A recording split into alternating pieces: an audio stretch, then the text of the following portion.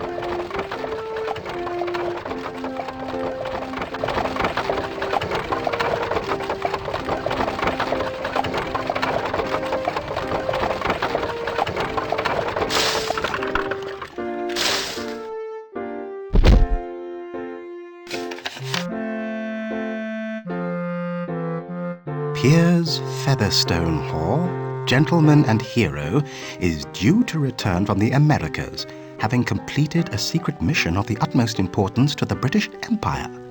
If anyone can help me, this man can.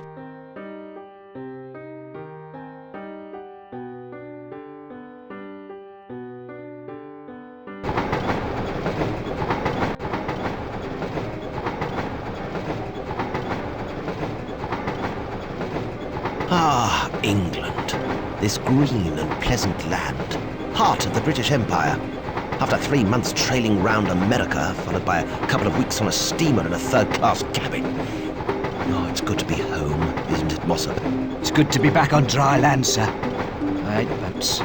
Well, you seem to have regained some of your colour, old chap. You can't keep a good man down, sir. Just try keeping your meals down for now, Mossup. We're nearly home. Righty-ho, sir.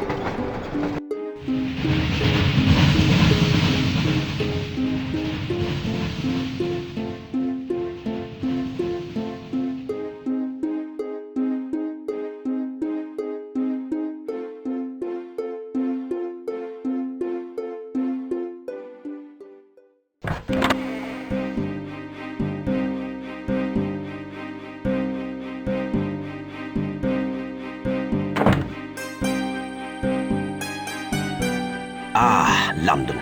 The hub of polite society, the very cornerstone of civilization, eh, Mossup? Right you are, sir. America's all very well, but I wouldn't like to live there. I can't help feel there's something missing. Poverty, I expect, Mossup. Not enough dregs of society, no beggars, no urchins, no common street tarts and drunken ne'er-do-wells. No wonder you felt out of place there. Still, it's a young country. Give them time. They'll have their own poor one day. But America is so big. How will they ever be able to manage all those people? Don't be too disparaging of the Americans. They could be very useful allies in a war someday. Come on, hail a carriage, and let's go home, Mossup. There's bound to be one in the streets, sir.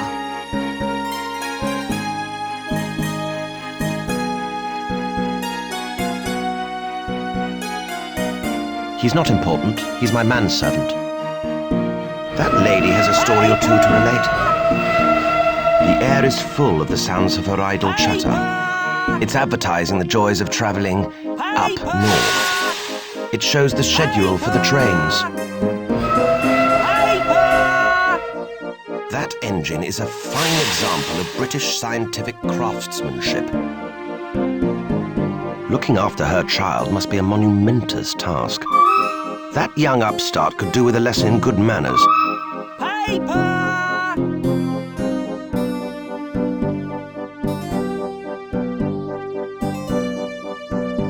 It's a boy selling a periodical of some kind. Paper!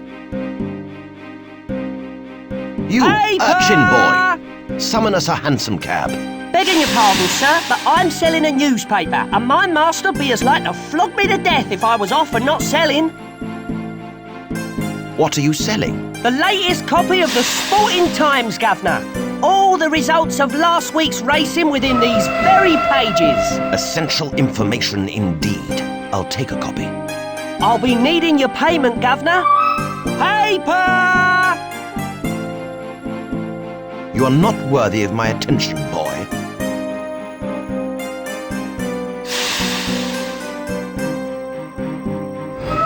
That lady has a story or two to relate.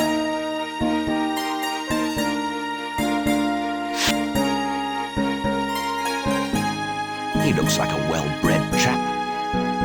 He looks like an under-tall kind of fellow.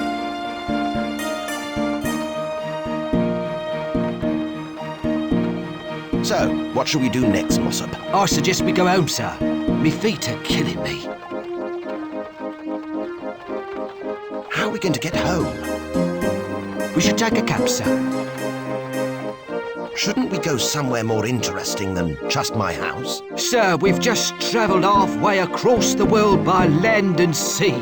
Haven't we had enough adventure for a while? I don't know, mossup. I get the feeling that this is the start of a whole new adventure. Let's get on a train and go somewhere exciting. Actually, sir, I'd rather go home and put me feet up. And so you shall, mossup. As soon as you've done the laundry, cleaned the house and made me some tea. Oh, yes, of course. How could I forget? I have nothing more to say to you. Righty-ho, sir.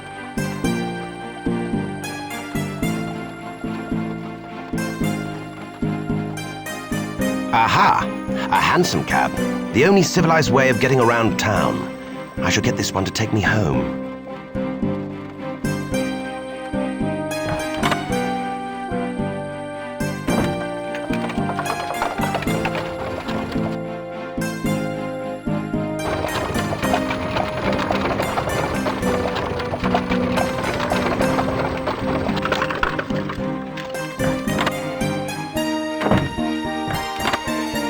Instruct the driver to wait here, mossup. I may want to go out again later. Righty-ho, sir.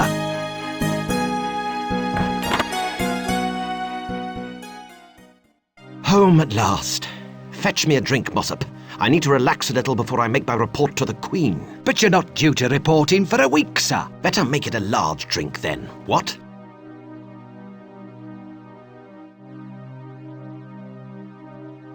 Excuse me, Mr. Featherstonehaugh, I presume? I can't believe it. Nor can I, sir. I don't believe you cannot pronounce my name properly. It's Fanshawe. But it's a talking cat, sir. It speaks English. It's hardly talking English if it can't pronounce one's name. It's perfectly simple. F, silent E, A, silent T, silent H, silent E, silent R, S, silent T, silent O, N. Swap the N and the S, silent E, H, A, U, G, H. Haw! Fanshawe. I'm terribly sorry, Mr. Fanshawe. Please accept my sincerest apology. Very well, but don't let it happen again. What do you want? I'm desperately in need of help from a renowned gentleman such as yourself. Oh, you want a job? Well, I'm sorry, but I already have Mossup here for my manservant, and I'm happy with his work. But if you can cook anything other than bangers and mash and manage to take a boat trip without shouting your lunch at the fishes every 5 minutes, you might be in with a chance. Oh no, Mr. Fanshawe. I'm not looking for work. That's typical of the youth of today, Mossup. They think the world owes them a living. Too true, sir. You misunderstand me, sir. I am here to implore you to undertake a mission. A mission so dangerous and so important that the fate of the world may very well depend on it. I beseech you, as a gentleman, to listen to what I have to say. As a gentleman, I'm obliged to hear your story, but make it brief, or Mossup, as a manservant, will be obliged to throw you out of my house. Very well, Mr. Fanshawe. Thank you. My story begins thousands of miles away on a remote tropical island in uncharted waters. There, deep within a mountain, lies the diabolic laboratory of Dr. Densey.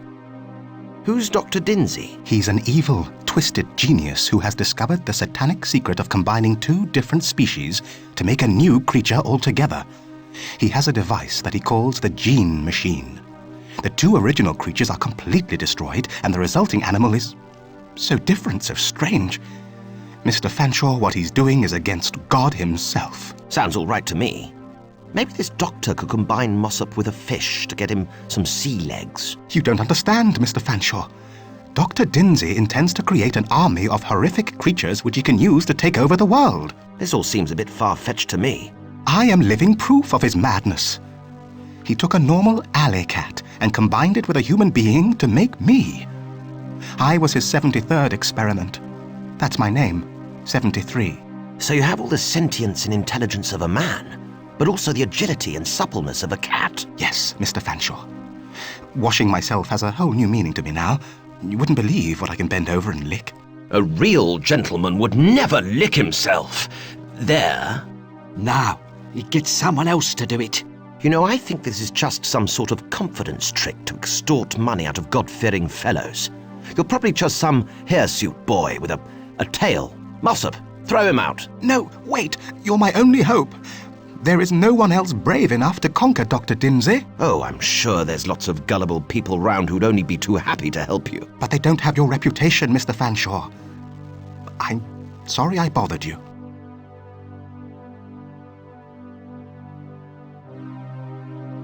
I thought you were the bravest adventurer in the world. The newspapers must have it wrong. Maybe I'll try Rafe Kingpiece instead. He claims that he fears nothing at all. Kingpiece? I wouldn't believe anything that rogue says. The man's a charlatan. He dyes his hair, you know. He's not naturally blonde. And yet I'm sure he would take on this mission. For a price, I'll wager. The knowledge that he had saved the world would doubtless be reward enough. Not for him. That bounder can't be trusted. If he saved the world, he'd probably keep it for himself. You give me no choice. Help me, Mr. Fanshawe, or I will have to ask Mr. Kingpiece. Well, we can't have that, can we? Mossup, hail a carriage to take us to Buckingham Palace. I'll inform Queen Victoria about the situation, and we'll have the Royal Navy sort this scoundrel out in short order. I'm afraid it's not as simple as that. Densey has spies everywhere. If a naval task force was assembled, he'd go to ground and disappear until he was too powerful to stop. We'll find someone else to help then. Who else would believe my story, Mr. Fanshawe? They'd think it was a trick, like you did. You'll have to do it alone. My master is not afraid to fly in the face of adversity. Thank you, Mossup. Just what exactly do you expect me to do? You must get to Densey Island and defeat the Doctor and his mutant army. Where is this island? The area is uncharted, so I don't know. You'll have to find it. My master can find anything. Thank you, Mossup. Can you give me a clue, 73? While I was there, I heard the Doctor talking about the only other man who knew the location of the island. A seafarer called Captain Nematode, who shared Densey's hatred of the world's governments and who helped him to set up his laboratory. Then we must charter a ship and find this Captain Nematode. Mossup, what funds do we have left after our American trip? Not enough to charter a ship and a crew, sir. In fact, barely enough to feed us for a week. Are you saying that because you don't want to set sail again, Mossup? Oh, no, sir. But couldn't we go on an adventure we could walk easily to just this once? Please? An ambling adventure? Couldn't we tackle a menace that's just a brisk stroll away? A threat that's only a jaunty saunter down the road? Who knows, sir? There might be a mad doctor just around the corner we could battle. Oh, yes, Mossup. Wouldn't that be just so convenient for you if the local family doctor turned out to be a crazy monster? I don't think so. Not a good, decent man like Dr. Jekyll. I don't go to him. I go to that nice young Dr. Crippen. Anyway, we really do have next to no ready funds, sir. Then I will have to raise the necessary funding myself. 73, you stay here, where you'll be safe from passing circus folk who may wish to turn you into a sideshow attraction. Mossup, we must think of a way to get some money. About £8,000 will do, I should think. £8,000? However will we find that much? Half human, half feline. Who'd have thought it was possible?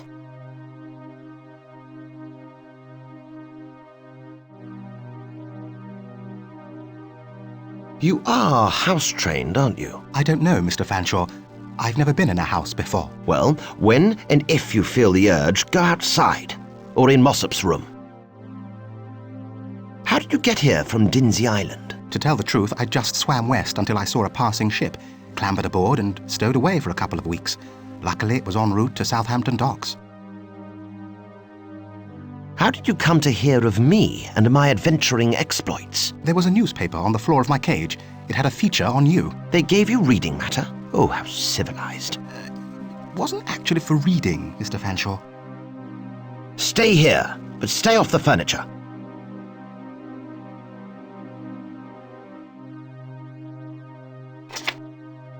I must have words with Mossup. A gentleman cannot be expected to tidy up after himself in this day and age. This might come in handy to put things in.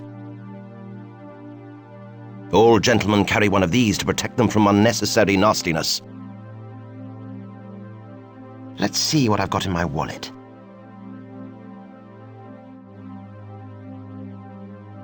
It has my address and the correct spelling of my name printed on it.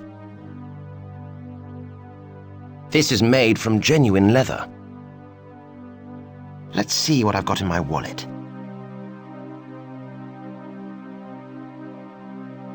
This is all the ready cash I have left, a few measly pounds. Let's see what I've got in my wallet.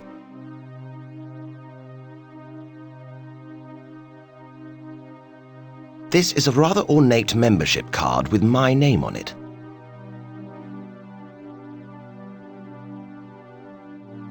Of course, the Highborn Club. Its membership is composed entirely of rich gentlemen who like nothing better than to waste their inherited money on insane ventures. I'll surely be able to find someone there to invest in my expedition. This normally contains certain items that should be flushed, not burned.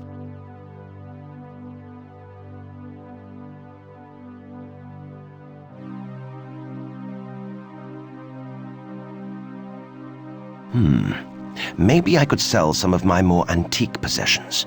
I should consult the Royal Scientific Institute about this.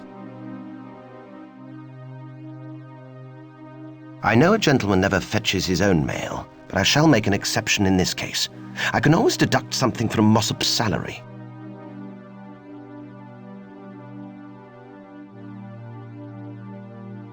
I won't find out what this envelope contains unless I open it.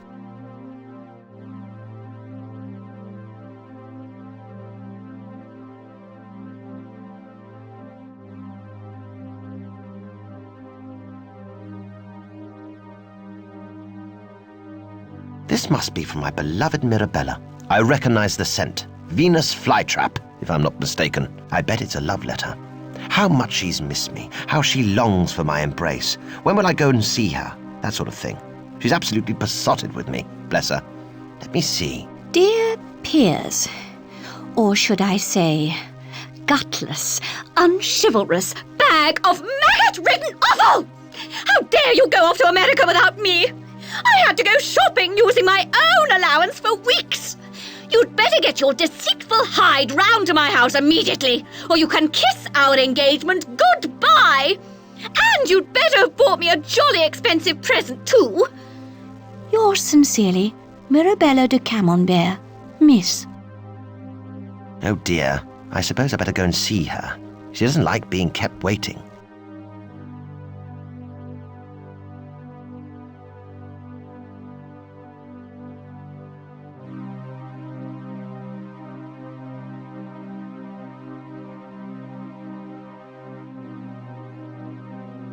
I shouldn't have left this lying around. It keeps my most valuable possessions safe and sound. Ah, my lovely, comfortable bed. There had better not be any cat hairs on it when I get back. I haven't got time to sleep.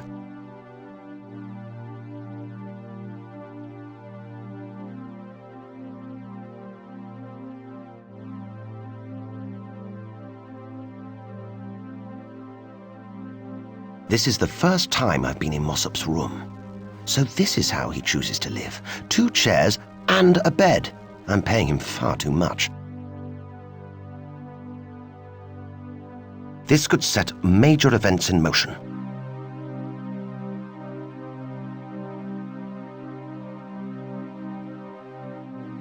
I'm sure Mossup won't mind me borrowing this. After all, I provided the wages that paid for it. This is a well-blended but industrial-strength whiskey. A gentleman never pours his own drink. This is a medicinal brew used to unblock plumbing, so to speak. I would never drink any of this unless I really had to. It's the key to the bureau drawer in my study.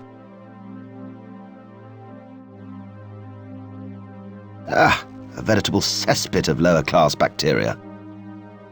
I would not even let a dog sleep on that flea-ridden mattress.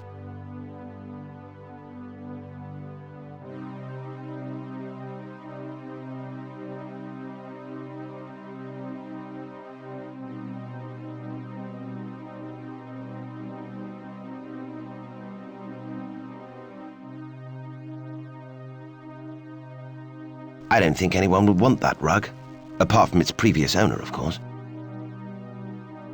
That's a lot heavier than it looks. It's too warm to bother lighting a fire. Help me! Help! Mossup, remember when we had the chimney swept before we left for America? Yes, sir. A young lad did it. Did you actually see the boy leave the house? Come to think of it, sir. No, I don't recall actually seeing him go. Might have to get the chimney swept again, I think.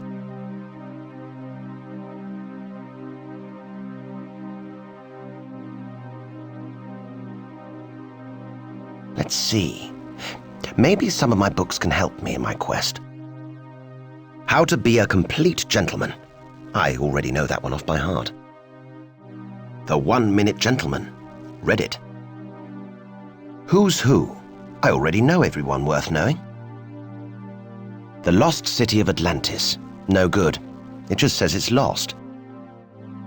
Train Your Manservant the Woodhouse Way. Well, that didn't work. How to Speak to Commoners. Why should I want to do that? That's my private drawer. It contains my most valuable documents. It's the key to the bureau drawer in my study.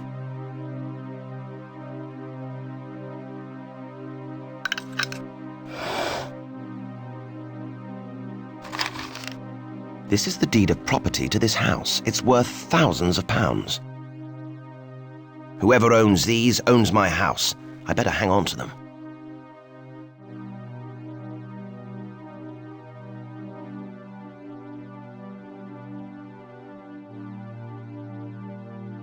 This is a worthless knick-knack I brought on my travels a few years ago.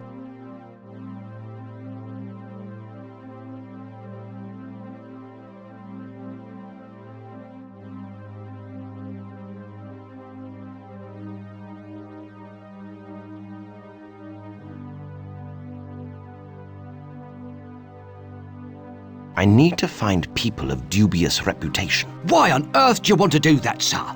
A fine, upstanding gentleman like yourself shouldn't be involved with people of that kind. If I'm to obtain the necessary funds to charter a steamship, I must resort to nefarious methods. And since I'm a decent, God-fearing Englishman, I have no natural penchant for criminal activities. Therefore, I shall consult the experts. There's plenty of those in London, sir. You're born of common stock, Mossup. You must know a den of iniquity somewhere. I think the place you're looking for is the Crab and Sailor. What kind of establishment is that? It's a public house, sir, with a bar that serves real ale. It's only the water that's recycled. Sounds perfect. Where is it? Whitechapel, sir. One of the most dangerous flea-ridden mudholes in the British Empire. It's renowned for being voted place least likely to host the Great Exhibition of 1851. We'll have to visit there on our travels. It could come in very useful. Tell me a bit about yourself, Mossup. Well, sir, there's not much to tell. I was born in Clerkenwell to parents who were servants just like me. It runs in the family then, the serving profession. Oh, yes, sir. And all 17 of me brothers and sisters are in the trade too. Apart from one brother, he joined the Royal Navy. Why did your brother join the Navy? He was shanghaied as he was emptying Lord Cholmondeley's latrine into the Thames. A boat pulled alongside him and he was bundled into a sack by some big burly thugs. I think they're called recruitment consultants, aren't they? We didn't hear from him for weeks. Lord Cholmondeley was furious. Thought me brother had stolen his bucket. Why did most of your family become servants? We can't cook well enough to become chefs. We're too short to do any manual labour, and we don't have enough initiative to do things without being told what to do. Remind me again, why did I employ you? I was the cheapest, sir. Oh, yes, that's right. Your room is filthy, Mossup. I'm sorry, sir. I'll clean it as soon as I have the time. Where's my tea? I'm sorry, sir. I'll make it as soon as I have time. Do you think the cat is telling the truth? When I first looked at him, I couldn't believe me own eyes, sir. I'm not sure who or what to trust anymore. What valuable possessions do we have in the house, Mossup? Well, I don't have anything of value. And so you shouldn't. Not on the salary I pay you anyway. I have nothing more to say to you. Righty-ho, sir.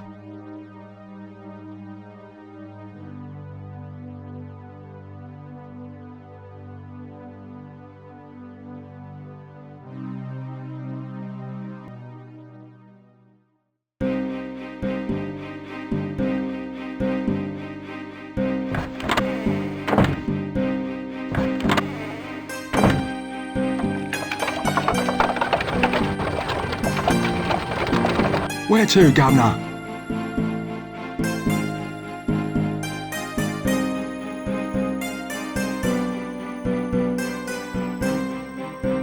Barnesbury.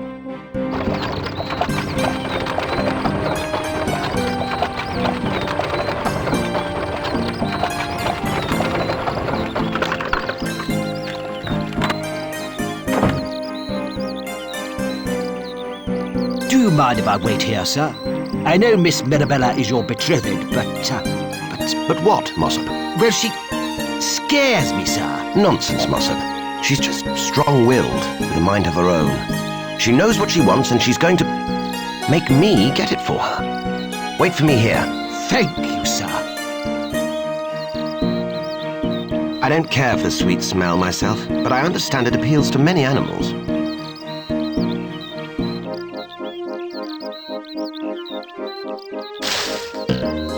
I think 73 might appreciate this.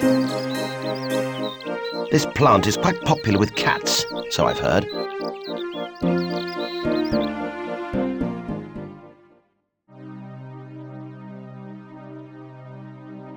Mirabella, my darling. It's about time! I sent that letter a week ago! But I've only just returned from America, my sweet. I came as soon as I could. Piers, if you really loved me, you would have got here sooner. I've had a simply awful time with the wedding invitations. I had to write them all out myself. It's a good job the diamond on the engagement ring you gave me was so small. Otherwise, the added weight on my hand would have made the task even more unbearable. Exactly how many people have you invited, my little poppet? Including your family and friends? About 30 of them, yes. Well, so far there's 30 plus 3, that's 33, 38, 41, 47, 1,018. 1,000 and... We don't even know that many people. But they're people we should know, Piers. It's typical of you to try to stifle my chances of becoming someone important. I go to the trouble of inviting dukes and earls and people who mean something in society, and you want to spoil it for me as usual. Sometimes I wonder why I'm marrying you at all. That is my beloved fiancée. She's as affectionate as a great white shark, and she shops like there's no tomorrow. Is there anything I can get to make you happy, dearest? A knighthood would be good for a start. But for now, a strong cup of tea would be nice. I was wondering, my darling, could I possibly, if you wouldn't mind, just to help out, you understand, about your engagement ring, my dear? Yes, Piers, about my so-called engagement ring. Do you realise the jewel is so small, I can hardly even tell I've got it on? So unless you brought me a replacement of a decent size and weight, I don't even want to discuss the subject. Of course, my petal. I will be talked at by you later, my sweet.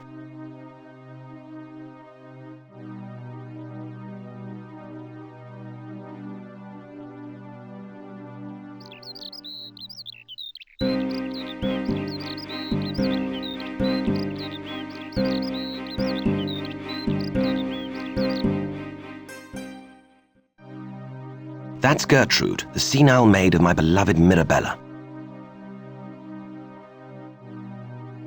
Hello, Gertrude. Why, if it isn't Prince Albert. Can you make Mirabella a cup of tea? Who's Mirabella? She's your mistress. Oh, never mind. Just make a cup of tea, will you? Yes, ma'am.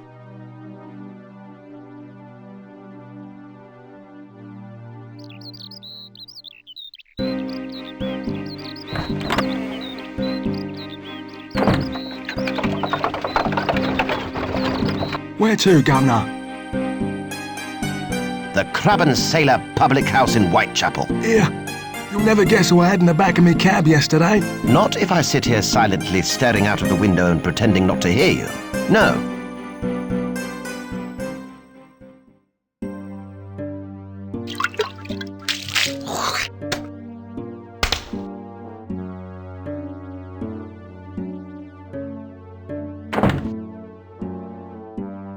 Oh, what's that dreadful smell, Mossup? Me, I expect, sir. No, I mean that other dreadful smell. Oh, all of Whitechapel smells like that.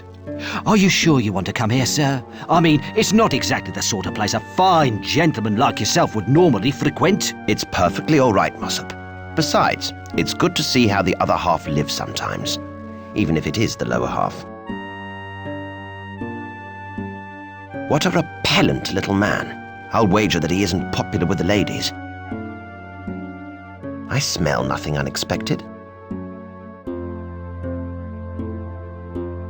Who are you? I am Jonathan T. Ripper. At your service, sir. What are you doing here? I am just strolling along, taking in the sights of London, watching the various deadly sins be performed with alarming regularity. What's your job? I am doctor to the royal household by day, and Freemason by night. What a rich and varied life you must lead. Is there anywhere at all decent here in Whitechapel? No, they're all cesspits of sin, depravity, and debauchery. Everywhere you look. Don't you like debauchery, then? Certainly not. The peddlers of sin should be hung, drawn, and quartered. Quite right, too. It's high time someone took a stand. Do you think I should do something about it, then? Of course! Strike a blow for the normal, decent people of the world. I wish you the best of luck. Thank you, sir.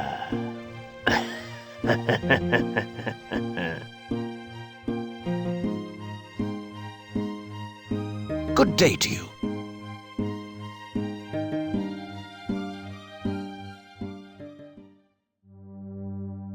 He obviously works in engineering, judging by the oily nature of his clothing. Hello there. I take it you work in either engineering or sewage, judging by the state of you. Aye, that I do. I'm an engineer, truth be told. Say, Governor, do me a favour and give me something to wipe my hands on. All this grease is getting on my blinking dinner. All gentlemen carry one of these to protect them from unnecessary nastiness. Here you are. Wipe your greasy hands on this. Thank ye kindly, Squire. I'm not really sure I want this back, but it is mine. That's the man that serves the drinks round here. Good day, barman. What's it to be then, sir? Nothing, thank you. I'm just looking around. Well, don't sit down without buying nothing. I'm not running a hostel here. He's had far too much to drink. I love you all. He looks like a career alcoholic. My wife doesn't understand me.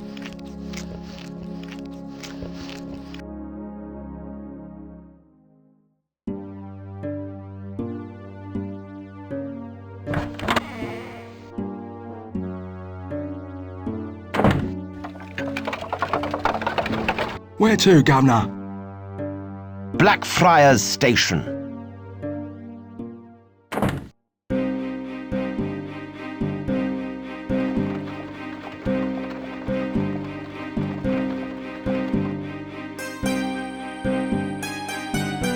Rather useful when one has several items of baggage. He's waiting for the next train.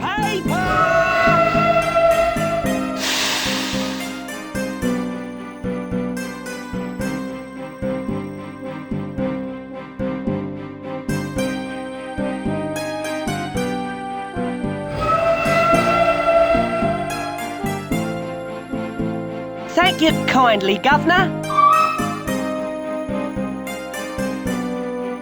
Paper! Paper! This is the latest Sporting Times, just a few days old.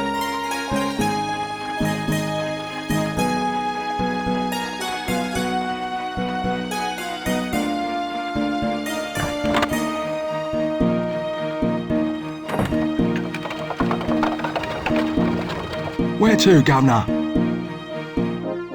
The Highborn Club on Piccadilly.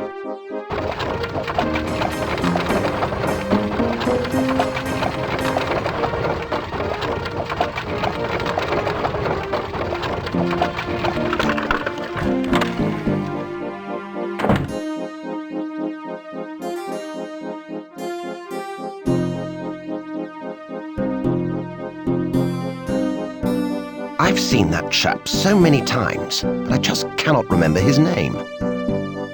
I don't think I've ever said any more than the most cursory greeting to him. Good day, Mr. Fanshawe. Hello, Pitter. Potter, sir. Jolly good.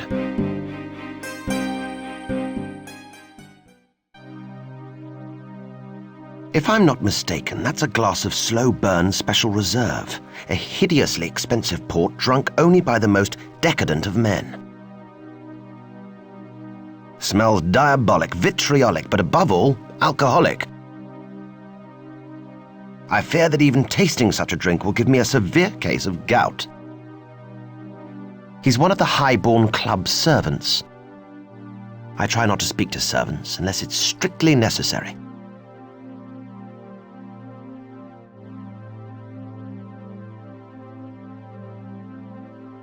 I'm sure I can find a more practical use for this than sticking it up my nose. This box of Old Faithful snuff powder is one of the strongest available, second only to gunpowder in terms of potency. I think it's designed to be taken through the nose, actually. I don't partake in that sort of thing. Call me old-fashioned, but I believe the only thing that should go up one's nose is fresh, clean air. Mind you, ask Mossup. He probably says it's his finger. I will not deliver that drink to anyone. That's a job for the butler.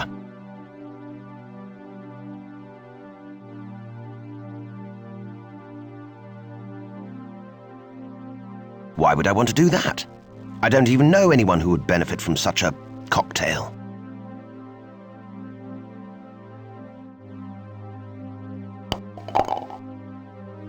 That's the Earl of Lytton. I was at school with him. He's one of the denizens of the Highborn Club, overpaid, oversexed, and over the hill. Hello there. You're the Earl of Lytton, aren't you? Do you remember me? Fanshawe, Piers Fanshawe. We were at school together. Do you mind? I'm trying to concentrate on my shot. Sorry, old chap. Actually, Fanshawe, you can do me a favour. Run along and find that senile butler and tell him to bring me my port. I've been waiting minutes. Good to see you too. Gentlemen, I have returned. Ah, Fanshawe. Long time no see.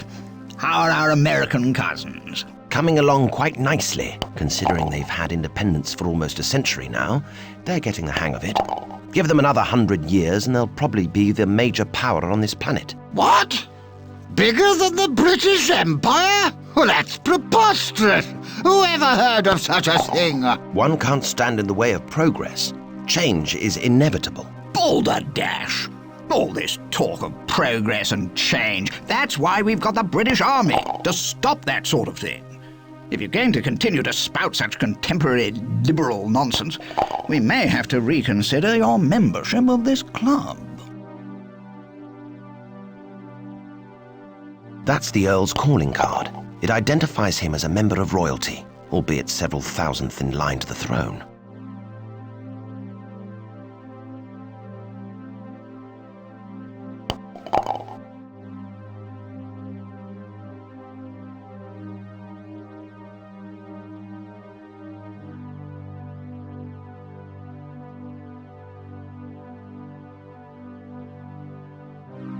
They should give the Earl of Lytton a run for his money.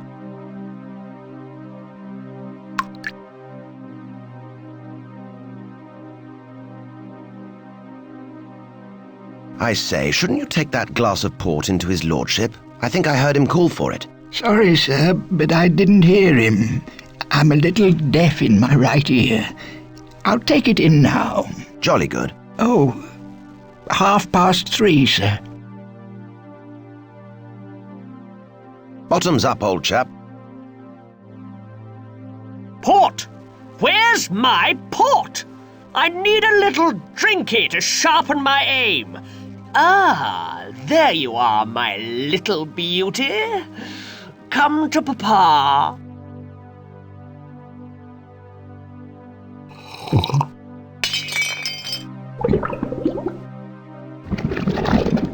I say, I think I have to go potty.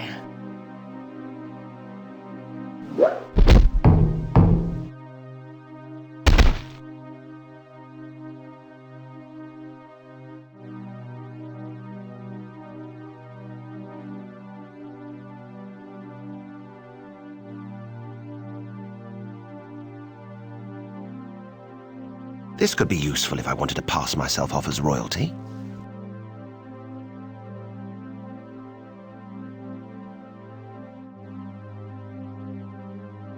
Excuse me, gentlemen. I'm in need of your help, gentlemen. Help? What do you think this is, a charity, Fanshawe? I need funds for a mission of worldwide importance. Sorry, we only help the British. The rest of the world can take care of itself. I require a loan. I'm sure we can scrape together a few guineas between us. How much do you need? £8,000? You must be joking. We wouldn't pay that much to save the lives of our wives and children, let alone risk it on you. I want to sell my manservant. You mean the short, fat one who can only cook one thing and who can't stand travelling on boats? That's right. Mossup is his name. I wouldn't take him if you paid me.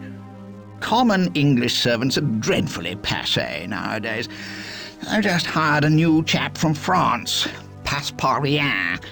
He's bright, reliable, and saves me a fortune on butcher's bills by cooking things he finds in the garden, like snails and frogs. I have a business proposition for you all. Business, eh? Well, I think we're all men of the world here. What have you got in mind? And does it involve putting small children and pit ponies down badly ventilated mine shafts? Or large and brutal machines which regularly entrap and hideously mangle their impoverished operators? Good God, no. Well, that's me out then. Stick to what you know best. That's my philosophy. Huh. I'm setting up a ship chartering business. Not very advisable at the moment, old boy, given this bally shipping blockade. Parliament has to authorise every ship's arrival or departure, and there's a 3-month waiting list. Only Her Majesty the Queen has the power to bypass these emergency regulations, so there's not much of a market for private shipping enterprises right now. I want to operate sightseeing tours using a boat on the Thames. I don't think even foreign tourists would want to be shown miles upon miles of common people using the world's largest open sewer. I'm starting my own private navy. There's nothing wrong with the Royal Navy, and they hire out to the highest bidder. They help smaller countries fight off aggressive neighbours. And a lot of my best friends are sailors. Anybody fancy a wager? Why would we want to make a bet with you? rather than with a respectable bookmaker? Because respectable bookmaker is a contradiction in terms. So is gentlemen, for that matter. So pray tell, why should we make a wager with you? Because I'm a member of this club, and therefore I am as trustworthy as you are. We know how trustworthy we are. Therefore, that's not a very convincing argument. So I say again, sir, why you, and not a respectable bookmaker? Because I give stupid odds. How stupid? 100 to 1. OK, you're on. What's the bet? I bet I can find a cure for poverty. Good heavens, don't do that, man. However else would we control the masses? I bet mossup can eat his own weight in lard. It looks like he's done that already. That's no bet. I bet I can travel around the world in 80 days. Well, it's all very well, but what's the point? I mean, you end up where you started from. You have to travel through some of the most wretched hellholes on Earth, and that's before you've even reached the Channel. And hardly anywhere has duty-free shops yet, so you can't even stock up on cheap whiskey and cigars. It's a pointless exercise, man. I wager I can get from here to Densey Island in a week. Where on earth is Densey Island? I don't know. No one knows. That's what makes it such a good bet. All I know is that it's in the tropics. How will you get there? You don't have a ship, do you, Henshaw? No, but I was hoping you'd let me borrow against my stake so that I could charter a ship. In the interest of good sportsmanship, I don't see why not. I see why not. Kingpiece, what are you doing here, you rogue? I'm a member of this club too, Piers, you know that. I have every right to be here. This is a private matter between myself and these honourable gentlemen. Go and bother someone else. Oh, Piers, you of all people know what an honourable person I am. I would be remiss in my duty as a gentleman if I turned a blind eye to the blatant confidence trick such as the one you are trying to pull on my friends here. What? Explain yourself, Kingpiece. This is a serious accusation. I agree with you wholeheartedly. This is a serious matter. My friend Mr. Fanshawe has offered you 100 to 1 odds for a perilous journey to an uncharted isle, correct? I regret to announce that he is deceiving you. The voyage is easy. You will lose your stake money for sure. That's poppycock. I will stake my honour on it. Would you stake your club membership on it? And offer to retire from polite society if you're proved wrong?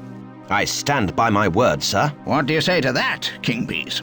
Well, friends, I suggest we give Mr. Fanshawe a run for his money. I will race him to Densey Island, and he must beat me to win the bet. And I have my own ship, fully crewed by experienced sailors and friends in the government, who will expedite my passage through the blockade. What do you say, gentlemen? It's a good offer, and it means we don't have to pay for Fanshawe's ship. Kingpiece, you've got a deal. But he's not part of the wager. He's just doing this to spite me. We're changing the terms of the wager, Fanshawe, as is our right, being of the upper classes. You must beat young Kingpiece to this Densey Island place, or resign from this club and never set foot in London again. Agreed? Agreed. But what happens if I win? Oh, Piers, it's not the winning, it's the taking part. Got to go! I've got a ship to catch! But how am I going to be able to compete with him when I haven't got a ship myself? There may be a way for you to give yourself a fighting chance, Fanshawe. I've got a ship I'd be willing to gamble if the stakes were high enough. You'd do that for me? Only because you're a desperate man, and desperate men make silly wagers. Give me a high enough stake and a safe enough bet, and you could win my ship. I think I may take you up on that.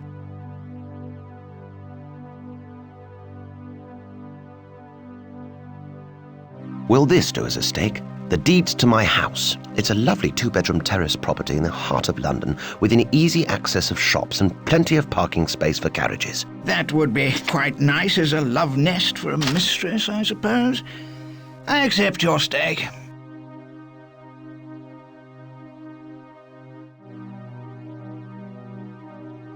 If I give too many valuables away, I shall have to register myself as a charity.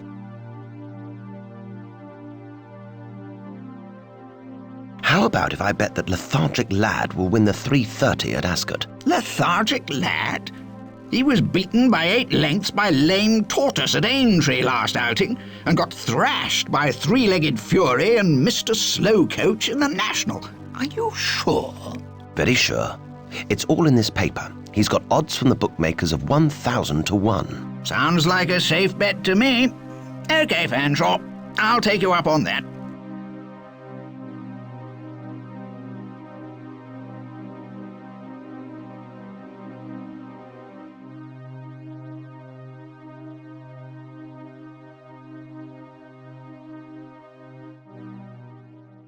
Goodbye, Mr. Fanshawe. Cheerio, Portly. Potter, sir. Excellent.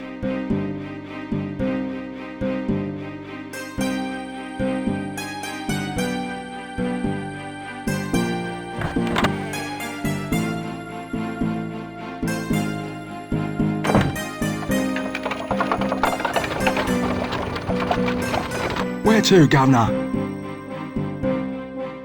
The Royal Scientific Institute, Kensington.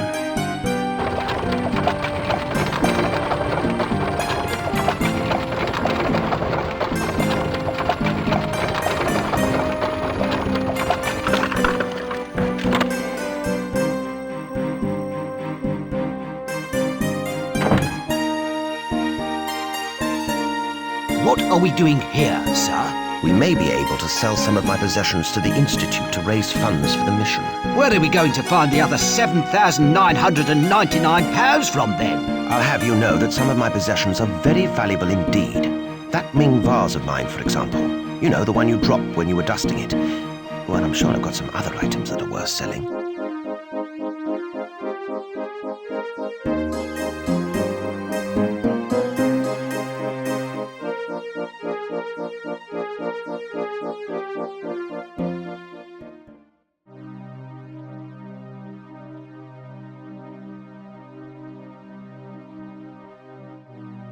He stops the rabble getting in.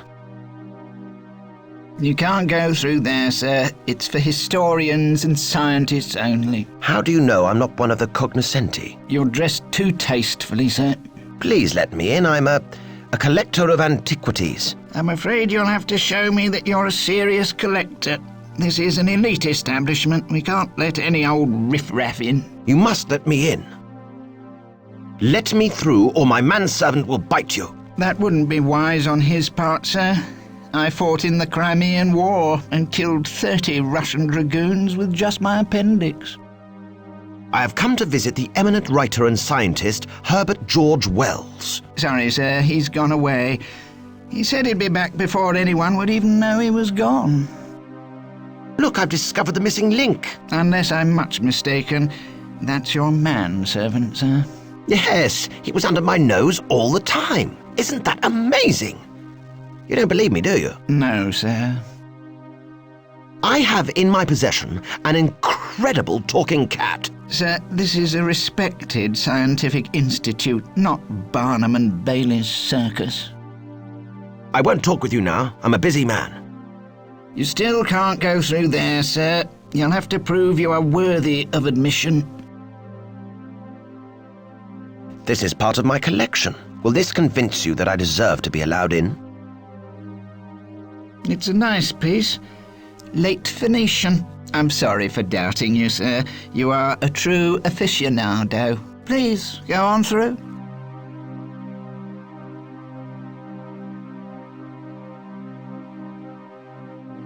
But look at it! It's a monstrosity! It will never work. You don't know what you're talking about, Tipple. Computing engines are the future of science. To ignore the calculating power of our analytical engine is folly. But all the Institute's funds have been squandered on this oversized abacus. The future is in exploration. If you would only give me the staff necessary to complete my project. Oh, yes, your project. To go to the moon? Tipple, you're a fool. Even if you got there, you would find nothing but dust. That's where you're wrong. By my calculations, there is a resource on the moon of such quantity that the first people to stake a claim will be rich beyond their wildest dreams. And if this institute were to help me in my work, you could build all the analytical engines you wanted with the spoils. We will not risk any of our staff on your wild goose chase, Tipple. Your plan for getting to the moon is reckless, untested, and probably suicidal. We'll see who has the last laugh. That's Professor Tipple, one of London's more eccentric inventors. I think he's too irate to talk to at the moment. I should wait until he's calmed down a little. Pompous old academics, what would they know about anything? If they wouldn't reason with the professor, they certainly won't talk to me. It appears that one can insert thin items into the engine via that slot.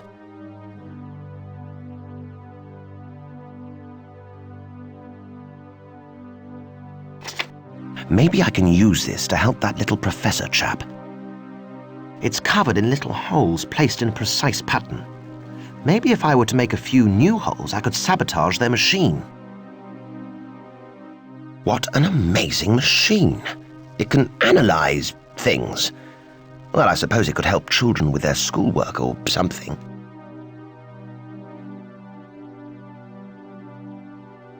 Kindly refrain from tampering with the exhibits. He looks after the exhibits in the Institute.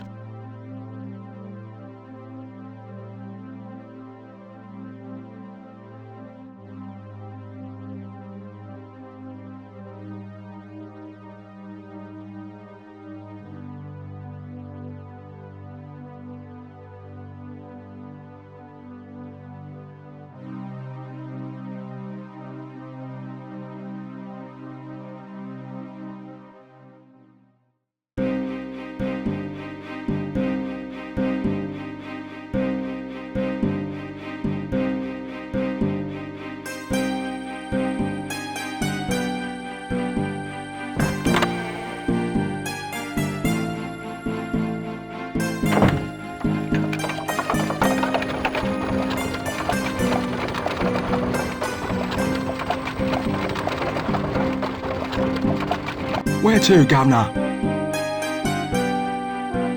Buckingham Palace.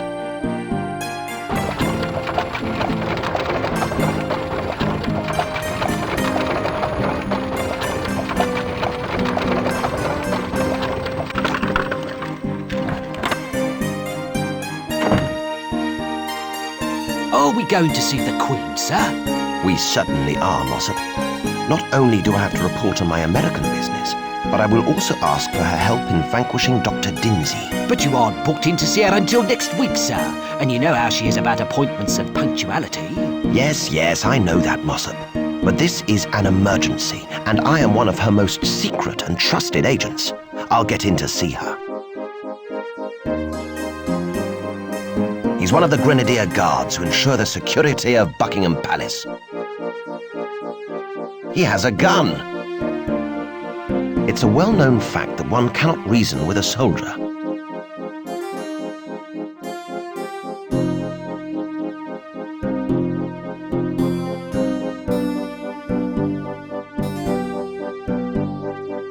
Halt! Who goes there? Identify yourself or be shot!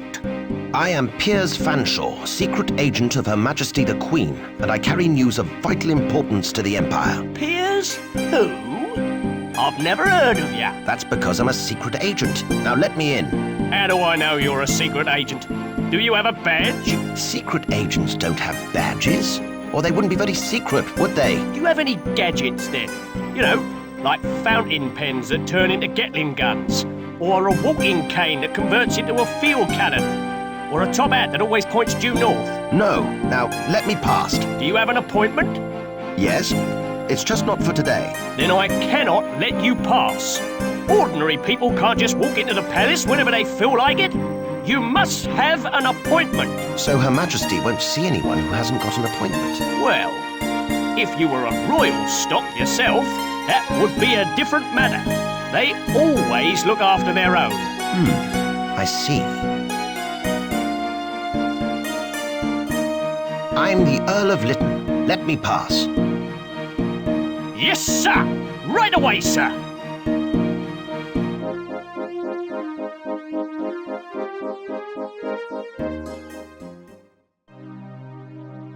He serves the Queen and no one else. He only heeds the word of Her Majesty.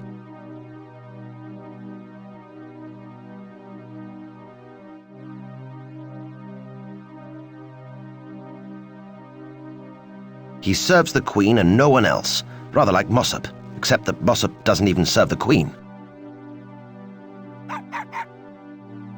Looks like a pile of letters. I can't just take that without permission.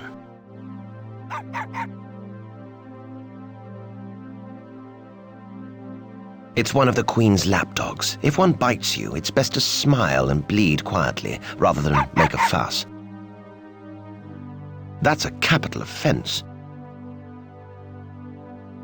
That is Her Majesty Queen Victoria, the greatest ruler the British Empire has ever known.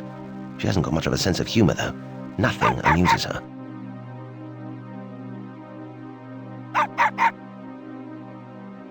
Your Majesty, I am, as always, your humblest servant. Fanshawe, isn't it? Yes, ma'am. Is this about our invitation to your wedding? Because you know we can only attend royal engagements. Oh, no, ma'am. Please forgive my overzealous fiancée. She only invited you because she, wanted to show how much she loves Queen and country. In fact, I think she actually invited most of the country as well. I hope you did not take offence at her misguided action. Fortunately for you, we did not. Thank you, ma'am. Why have you come to see us? You are not due to report on your secret mission in the Americas for several days hence. I am aware of that, ma'am, but there is a more pressing matter that I must discuss with you. One of national importance. We are listening. Do go on. A mad doctor is performing inhuman experiments on an uncharted island in the tropics and plans to create an army of horrible creatures that he could use to take over the world. There would be a war the likes of which are unimaginable. Tell us, Fanshawe, when you were in America, you didn't spend all of your time in a place called California, did you? No, ma'am. Why do you ask? You seem to be exhibiting signs of acute aversion to reality, which is a common complaint about people from that region, or so we have heard. Your Majesty, I can assure you that I am of sound mind and noble purpose. Tell Her Majesty about the talking cat, sir. Mossup, shut up. What talking cat? Your Majesty, I'm afraid my manservant is wondering about the identity of his father. Now, Mossup, don't bother Her Royal Highness with such unimportant matters. But, sir... My story is incredible, I agree. But surely any threat to the British Empire, however bizarre, should at least be investigated, should it not? You have served well in the past. We trust your word as a gentleman that this is a serious matter worthy of our intervention. So, there is to be a war. We have nothing against wars in principle. They're very good for the economy. Will it be over by Christmas? We can't have it interfere with our speech, you understand. Oh, yes, ma'am. It'll definitely be over by Christmas. The only trouble is, Britain will not be the victor. If I do not stop this madman now, there will be no one left alive to hear your speech. We cannot let that happen. Very well. What do you seek? I need a Navy frigate with a platoon of our finest Marines. We cannot authorize use of military resources on the word of a single civilian, no matter how much of a gentleman he may be. One more thing, ma'am. What is it now, Fanshawe? I want you to send the Royal Navy to investigate Dr. Densey. A gentleman would surely go himself. Maybe we misheard you. I wouldn't dare imagine your Majesty is hard of hearing, but the acoustic properties of this room could have distorted what I said, indeed. One more thing, ma'am. What is it now, Fanshawe? I just want your blessing, ma'am. That we can grant you, Fanshawe. In fact, we can do better than that. We can give you a personal letter of recommendation from the Queen of England that, when presented to anyone anywhere in the world will immediately give you an air of superiority and will demand instant respect. It will open doors for you everywhere. Thank you, Mom. You'd do that just for me? You are one of our most loyal subjects. You deserve it. Now, go to that pile and take one of the letters. Write your name at the top. I've already signed it. Oh, thank you once again, Mom. One more thing, Mom. What is it now, Fanshawe? I need a ship and crew. Surely a man of means like yourself should be able to afford to charter a ship. You're not telling us that you are not a man of means, are you? No, ma'am, certainly not. If I were not a man of means, I would not darken your doorstep with my lowly, poverty-stricken hide. Well put, Fanshawe. One more thing, ma'am. What is it now, Fanshawe? I would like your blessing to marry Mirabella de Camembert. That you have with our pleasure. Although we are of the opinion that you would be better off asking the Lord for whatever help he can give you with that girl. We are only the Queen of England, you know. One more thing, ma'am. What is it now, Fanshawe? I will need your permission to bypass the shipping blockade. Very well. We don't see why you should not. Show this to the officials at the docks, and they will let your ship depart freely. Oh, thank you, Your Majesty. One more thing, ma'am. What is it now, Fanshawe? I will tell you later, Your Majesty. I do not wish to bother you any more at this time.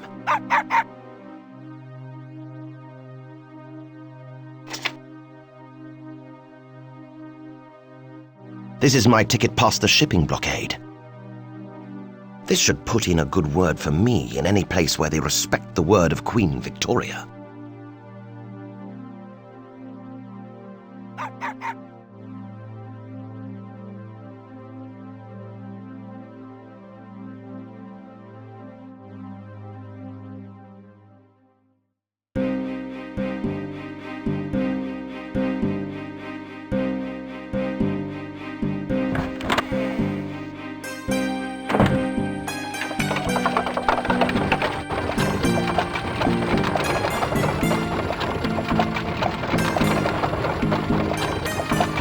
Where to, Governor?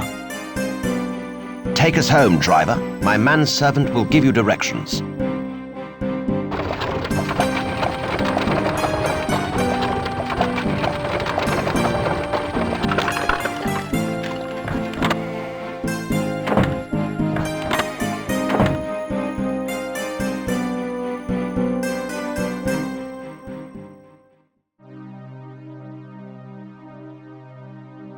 Witness the merciless taunting of the helpless mouse.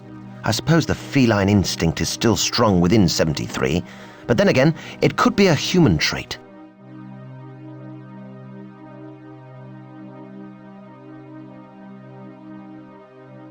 Here, kitty kitty, look, a nice, expensive, fragile piece of paper.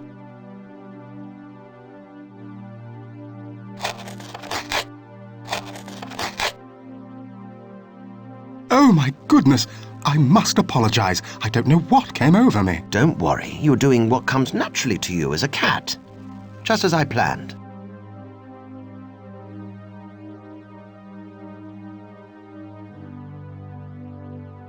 Leave the mouse alone, dear boy. Try this instead. I believe cats quite like it. Oh, wow, man. Cosmic. I feel groovy.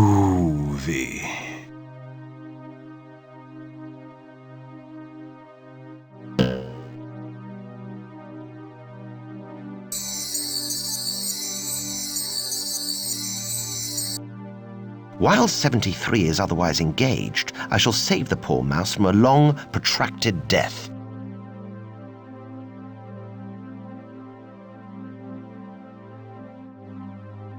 It's a little mouse, barely alive after 73's attentions. I don't think I'll disturb him right now.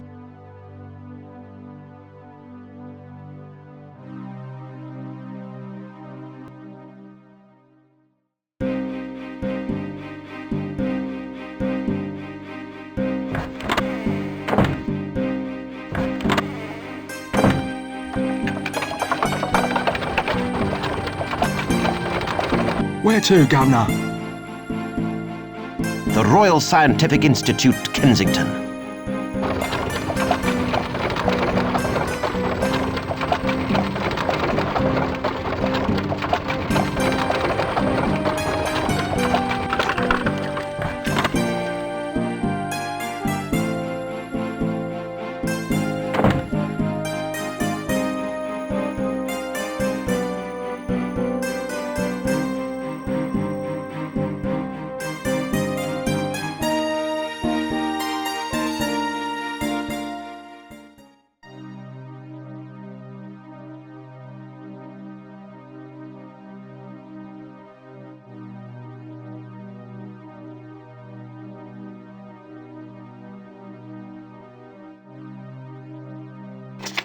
Maybe I can use this to help that little professor chap. It's covered in little holes placed in a precise pattern. Maybe if I were to make a few new holes, I could sabotage their machine.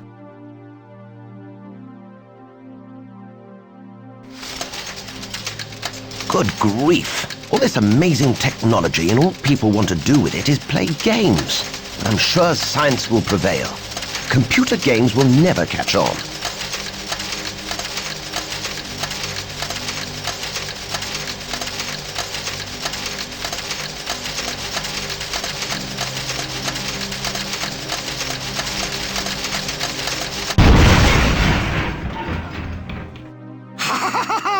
I told you it was a waste of money! Ha! Stupid contraption! I don't understand. Computers can't go wrong. Whoopee! I told you so, I told you so. Nah. Hands up all those whose expensive scientific invention is still in one piece. I don't know what you did, young man, but it showed those stuck-up academical snobs for the fools they are. At last, someone who really believes in my theories. Absolutely. I'm keen to get involved in your experiments. Well then, you can be my assistant on my trip to the moon. I don't need anyone from the Institute. The only qualifications needed are enthusiasm and bravery. You're obviously enthusiastic. That only leaves one question. Are you man enough for the job, my boy? How dangerous is it likely to be? Let's see. I need someone to go out of my rocket to explore the surface of the moon. Nobody knows for sure what's up there. There could be monsters terrifying beyond your imagination. Ah, I see. Have you got room for one more? I'm sure we could squeeze another person in. Excellent. I'll bring my manservant. If there's anything dangerous up there, he'll sort it out. Or die trying. After all, that's what I pay him for. Capital idea. Well, come to my house in Harrow later on today, and we'll be off.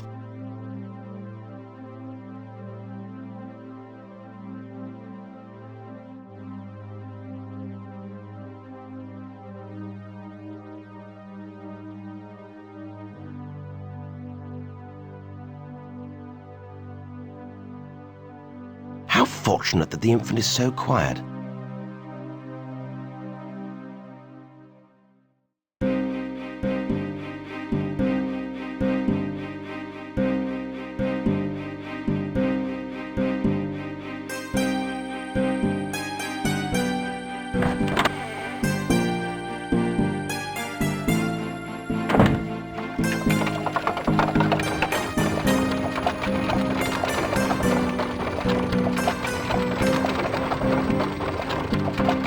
Where to, Governor?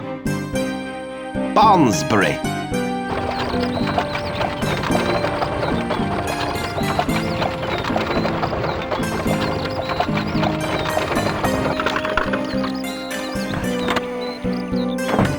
Wait here, mossup. Thank you, sir.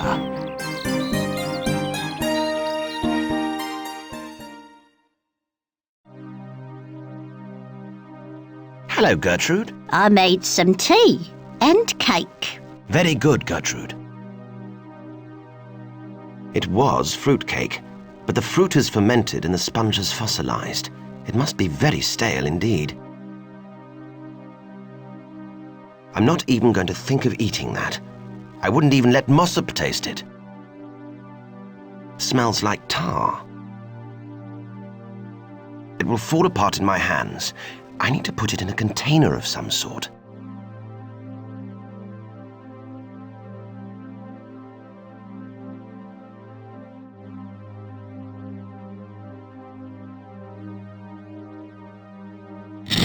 It almost looks like a cigar.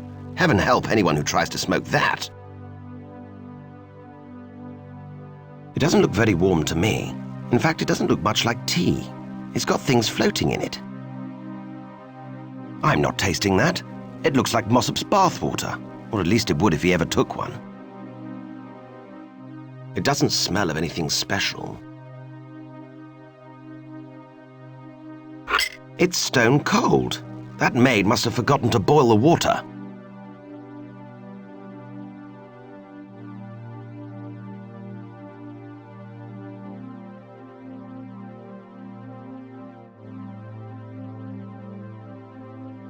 This should make the teacup very slippery indeed.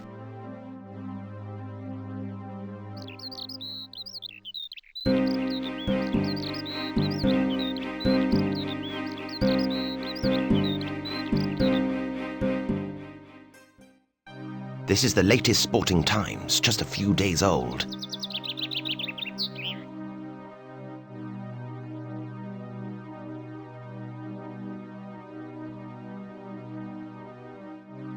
It's cold! It's Vichyssoise tea, my dear. Very fashionable on the continent. The sun will warm it up for you. Oh, the cup's all greasy. It's Wedgwood waxy china crockery, dear. Extremely popular with the royal family, I hear. Well, why didn't you say so? If it's good enough for royalty, it's good enough for me.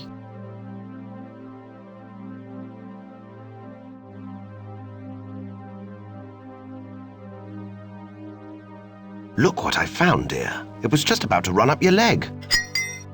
Oh, get that thing away from me! Get it away!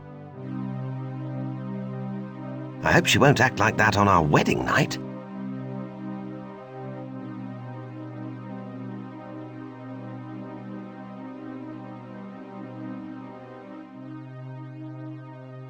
This is the most dastardly thing a chap could do, but I'll give it back to her once I've finished with it. Piers, you worm! How could you let that horrible thing near me? It was as big as a rat! You're never coming near me again! On the other hand, it's the hugely expensive but apparently unsatisfactory engagement ring I bought for my fiancée.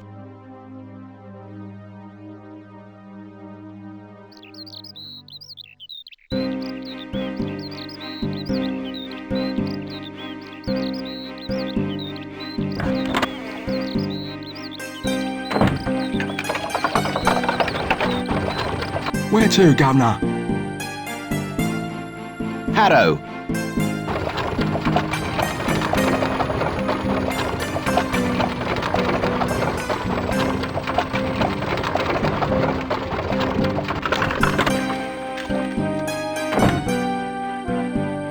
That's Professor Tipple, one of London's more eccentric inventors.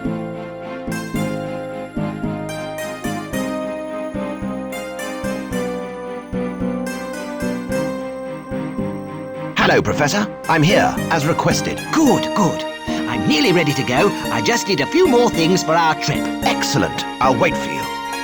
Is there a public house nearby where I could get a drink? No time for that, young man. You volunteered to be my assistant, so you've got to help me prepare for this momentous journey. Oh, very well then. What do you want? Let's see.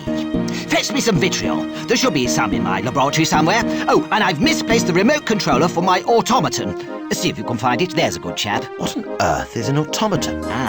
Glad you asked, my boy. It's one of my inventions.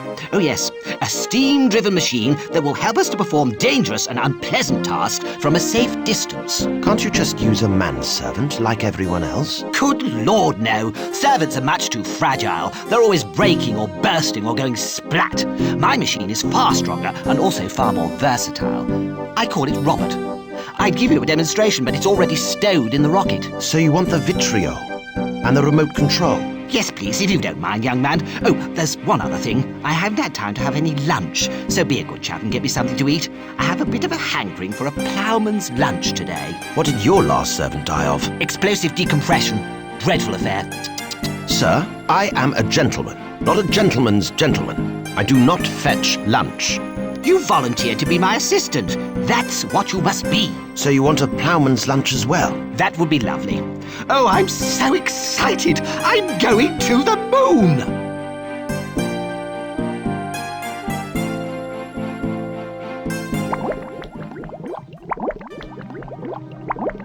I don't want to risk burning away my carefully cultivated nostril hair. Now that really would rot my insides. I better be careful with this stuff. It could burn my hand off.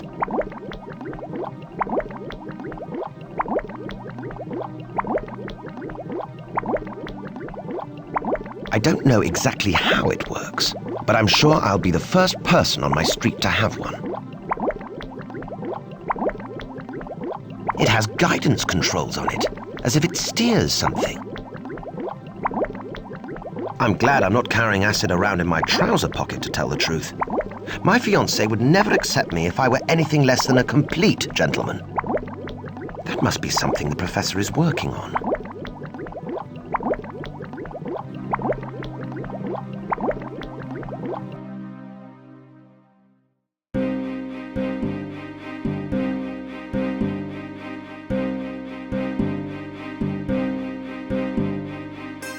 You found it! Splendid, splendid. You better keep hold of it for the time being. I don't want to lose it again. I can be quite absent-minded at times, you know.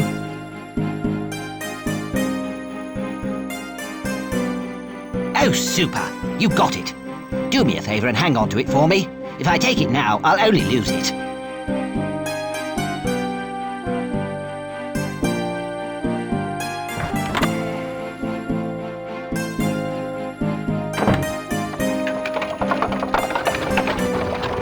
Where to, Governor? The Crab and Sailor Public House in Whitechapel.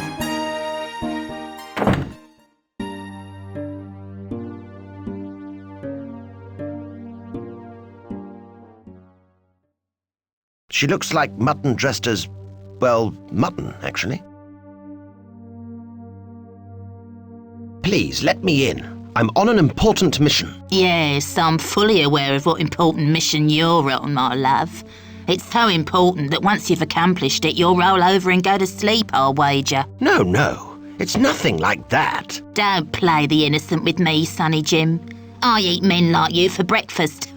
Well, when I was younger, that is. Show me your membership card or clear off out of it.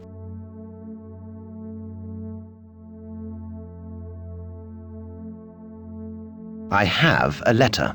That's all right, love. We've got our own supply. No, a letter from Her Majesty the Queen. You come highly recommended by Queen Vicky herself, eh? Not even Prince Albert had a letter like that. I suppose you can come in and look around, and if you like it here, you could become a member. Go on through.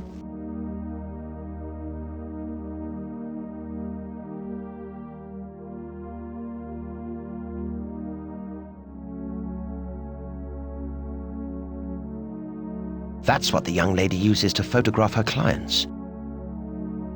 I can't just steal a camera from under her nose. I don't think this is a suitable establishment for me to start taking pictures in. That's one of those girls that my parents told me about. My mother warned me against them, and my father recommended them.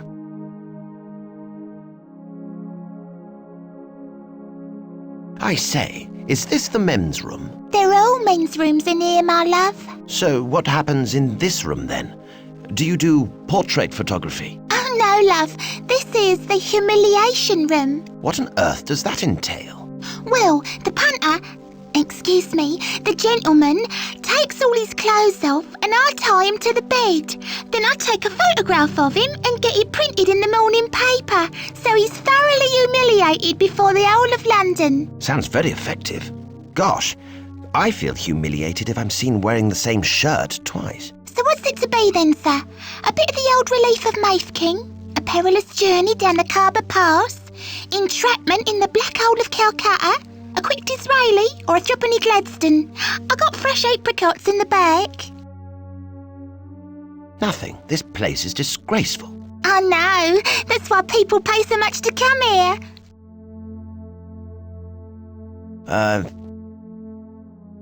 I'd like to know a bit more about that camera. Why do you want to know?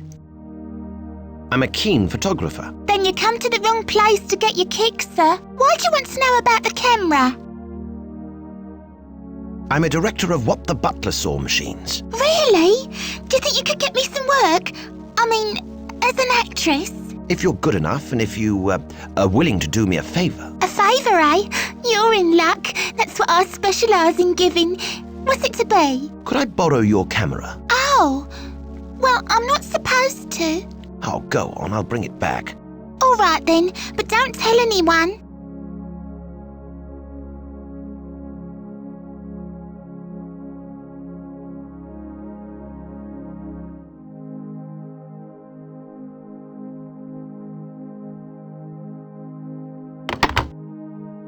Don't worry, I'm going to make you a star. Great, sir. I can hardly wait. I shall return the camera to you as soon as I can.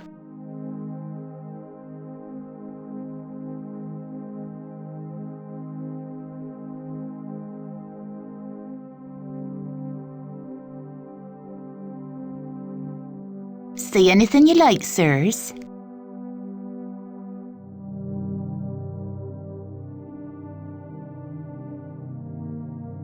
What an impressive set of credentials that girl has. It looks as if he's brought his son here as a coming-of-age present. It appears that this is his first time, in this establishment, of course.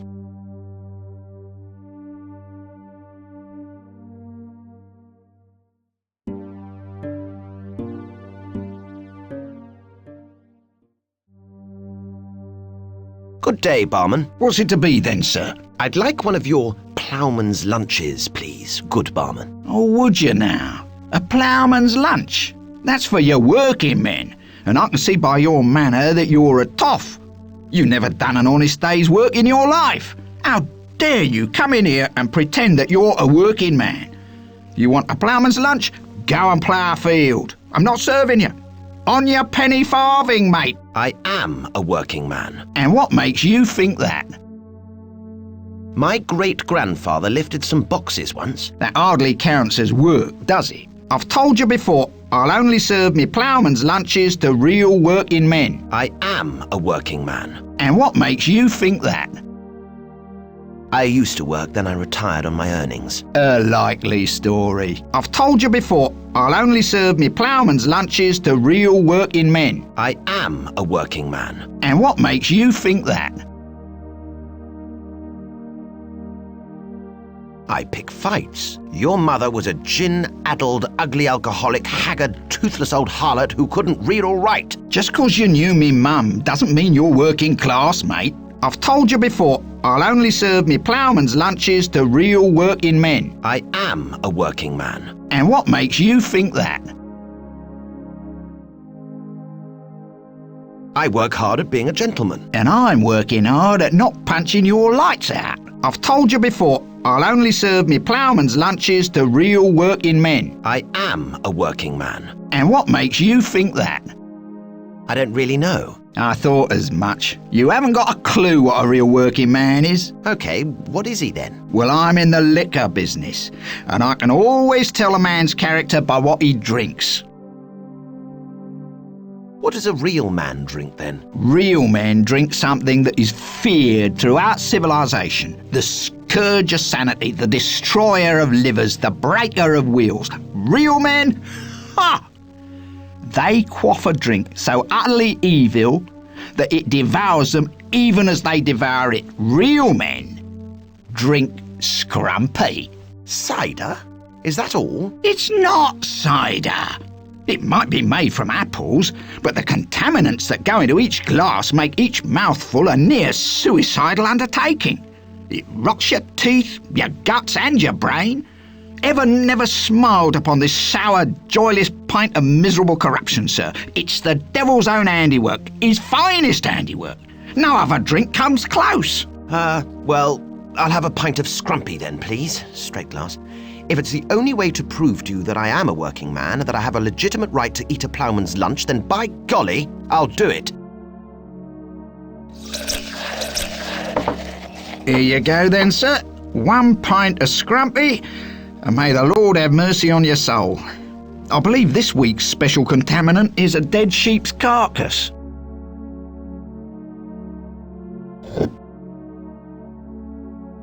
I have to drink this to prove I'm a working man. Yet another good reason to remain one of the idle rich, in my opinion. Well, I believe in sharing, so... mossup, care to try some? No delegation. A working man drinks his own drink. Oh well, bottoms up.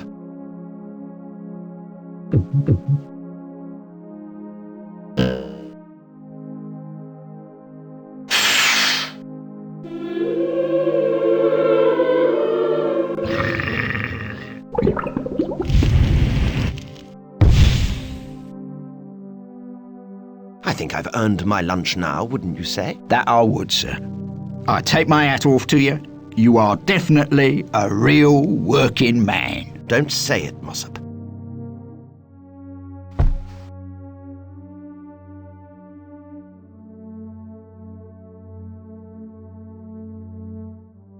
It's working man's fare. Bread, cheese, pickle, and a scrap of salad. I prefer something that's been hunted for hours across a soggy Scottish moor, but each to his own. I'm sure the professor would prefer his lunch without pieces bitten out of it.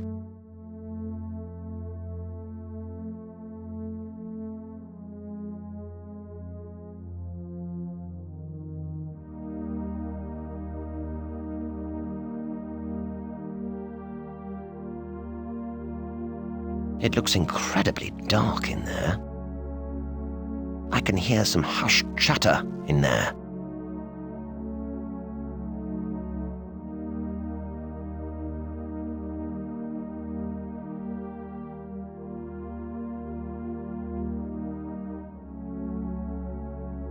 What a shady character. A real criminal, if ever I saw one. I haven't seen such an unsavoury cove since I last visited the House of Commons. I may as well stab myself through the chest and save him the bother.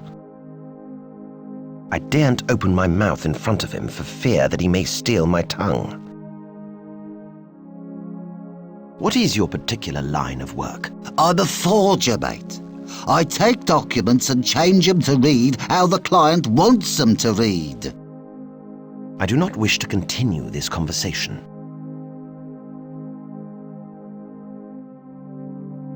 Can you do me a favour, old chap? I don't do nothing for free.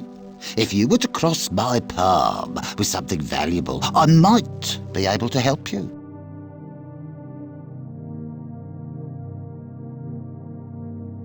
Here you are, my good man. Well, this will do nicely. I just can't resist a nice bit of jewellery. As long as it's not fake, mind. An expensive bauble like this will buy you a big favour in my book.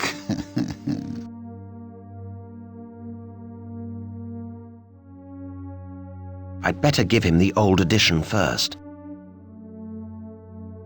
Can you do me a favour, old chap? You've paid for my time. What do you want me to do? I want you to adjust the date of this newspaper and make this look like the latest edition. And, change the result of the horse race while you're at it. I can't just change the date. A proper forgery requires using authentic material. If you want a good job done, you'll need to get me a new edition of the paper so I can do a bit of cut and paste.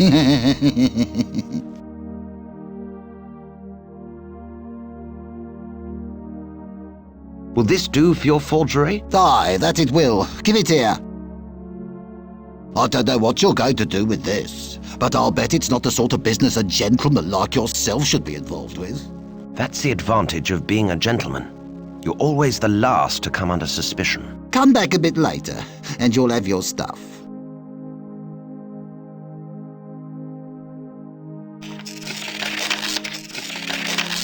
I told you to come back later. These things take time, you know.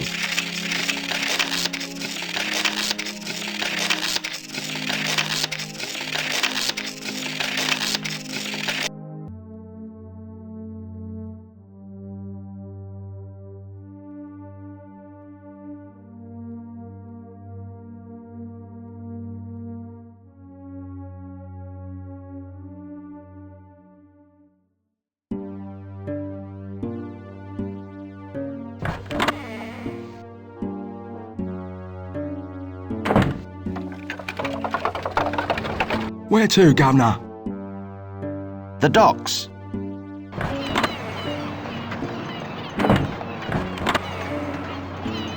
Smell that sea air, mossup. Isn't it bracing? Actually, sir, I think the odour might be dead fish. It's still better than your cooking. Stop worrying. You can't get seasick from just looking at boats. If you say so, sir. Whatever you do, mossup, don't be sick again. I'll try to hold it in, sir. What do you know about ships, mossup? Only that they rock back and forth and up and down and round and round. Yes, all right. You're starting to make me feel sick now. I have nothing more to say to you. Righty-ho, sir. He must be the chap who oversees ships entering and leaving the port.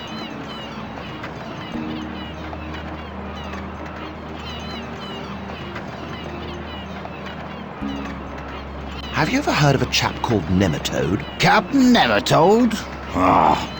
Nothing but a legend to scare children on dark, stormy nights. Tell me more about the legend of Captain Nematode. Some say he's a man wronged by society. Others say he's Lucifer himself, come to steal the souls of sailors. There's even some say he's a 30-foot green pixie, but no one listens to them. I've heard he travels the 7 seas in a huge mechanical fish, capable of staying underwater for weeks on end. A mechanical fish? I'm only telling you what I heard. Do you know where Captain Nematode can be found? If he really does exist, then he can only be found under the sea. The legend says he refuses to set foot on dry land. Because of his contempt for all land-based life forms? No, because he gets sunburned easily. What else do you know about Captain Nematode? Only that he's a deeply troubled and tormented man, driven by some strange inner force to find the lost city of Atlantis. What do you know about Nematode's mechanical fish? I've never seen it, but I've heard of ships that have been sunk under mysterious circumstances. And the survivors telling of a huge metal fish that moved like lightning, ramming their craft and breaching the hulls. But it could be just a convenient excuse for when the crew have got drunk and hit an iceberg. Come now, ships don't hit icebergs in this day and age. Modern technology prevents it from happening. I wouldn't be so sure. One thing I do know. With the size of passenger ships nowadays, an iceberg strike would cause a disaster of titanic proportions. What is the lost city of Atlantis? I think it's from Greek mythology. A city that was swallowed up by the sea, or something like that. Good heavens, what happened to the inhabitants? Did they all drown? No one knows. But there are rumors that some of the women survived by growing fishtails and becoming mermaids. But that may just be wishful thinking by lonely sailors on long voyages. Do you know where Atlantis is? I remember this old sailor down in Zanzibar. Stumpy McPherson was his name. Worst shark wrestler I've ever seen. He was selling these crudely drawn maps showing the location of Atlantis. But I couldn't make the details out any too good, 'cause he drew 'em with a pencil in his teeth. Him not having hands the like. We thought he was a confidence trickster.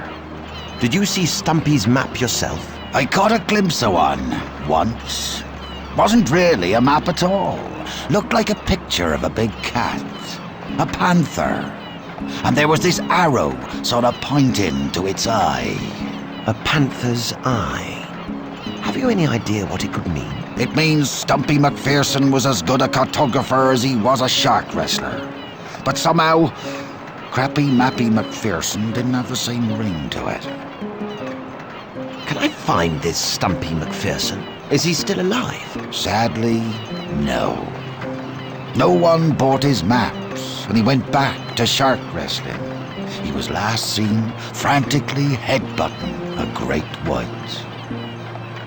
Why was Stumpy trying to sell the maps? He was trying to raise money to sue the businessmen who ran the shark wrestling show. I told him, Stumpy, you don't have a leg to stand on. But he didn't listen none. Why did Stumpy become a sharp wrestler in the first place? All his other shows failed. The marlin fencing, the eel tying, the pro-celebrity halibut juggling. They're a tough crowd to please in Zanzibar. Did Stumpy have a death wish? I think he did. Some say he was pining for a girl he left at home, and that he'd go to sleep at night clutching a picture of her to his chest, and mumbling, "Look at the legs on that." This was still when he had his arms. This was still when he had his chest, laddie. I may consult you later, old chap. I see nothing special. Look, if you haven't actually got a ship, you shouldn't really hang around the docks. These sailors, they could get a wrong idea about you.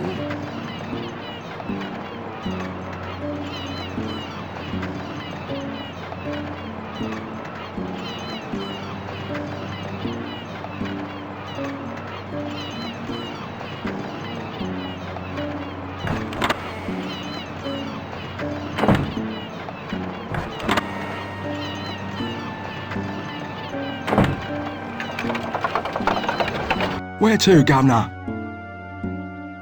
The Crab and Sailor Public House in Whitechapel.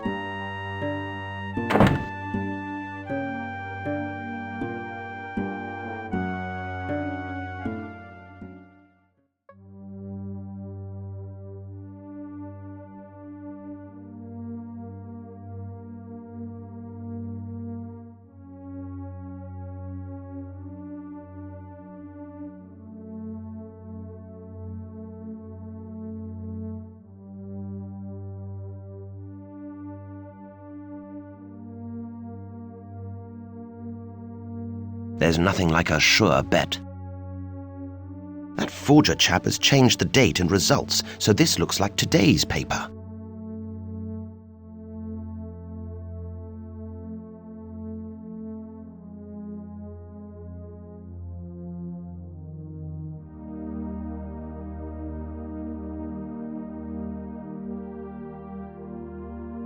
Are you used to places like this, Mossup? I can't afford to get used to them, sir. Not on my wages. I hope nobody I know sees me here. If we do meet anybody you know, sir, I'm sure they'll be too busy to notice you. I have nothing more to say to you. Righty-ho, sir.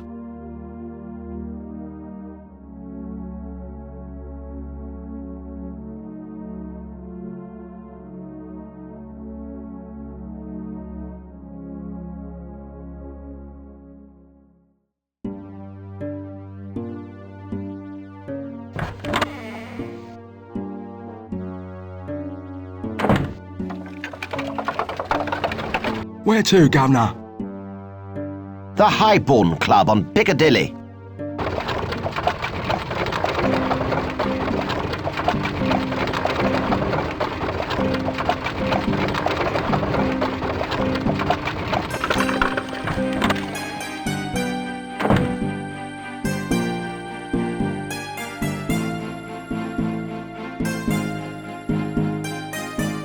Good day, Mr. Hedgehog.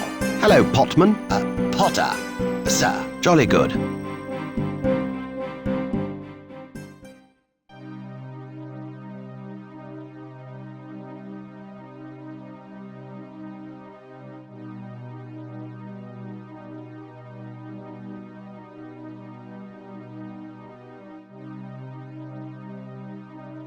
Gentlemen, I have here, wet off the press, I mean hot off the press, the results of the 3:30. It appears my horse romped home. Dash and blast. At those odds. Oh, well, Fanshawe, a wager's a wager, and I suppose you'll deserve your winnings. I will make the necessary arrangements for you to have my ship. If you go down to the docks, the captain will be instructed to do your bidding. Look for the SS Faragut. Thank you, gentlemen. It was a pleasure doing business with you.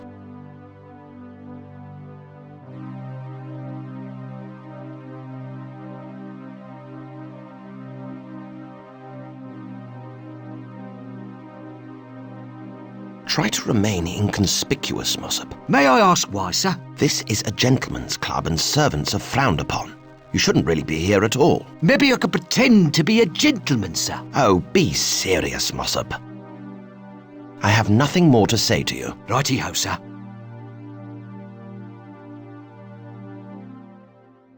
Goodbye, Mr. Fanshawe. Cheerio, privy. Potter, sir. Excellent.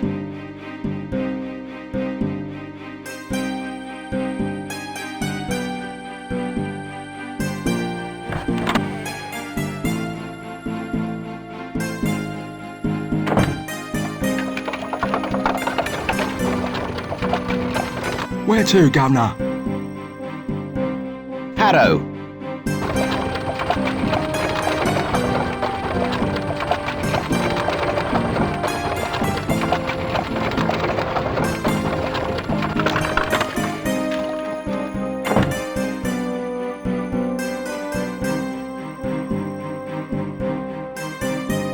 What a magnificent feat of engineering.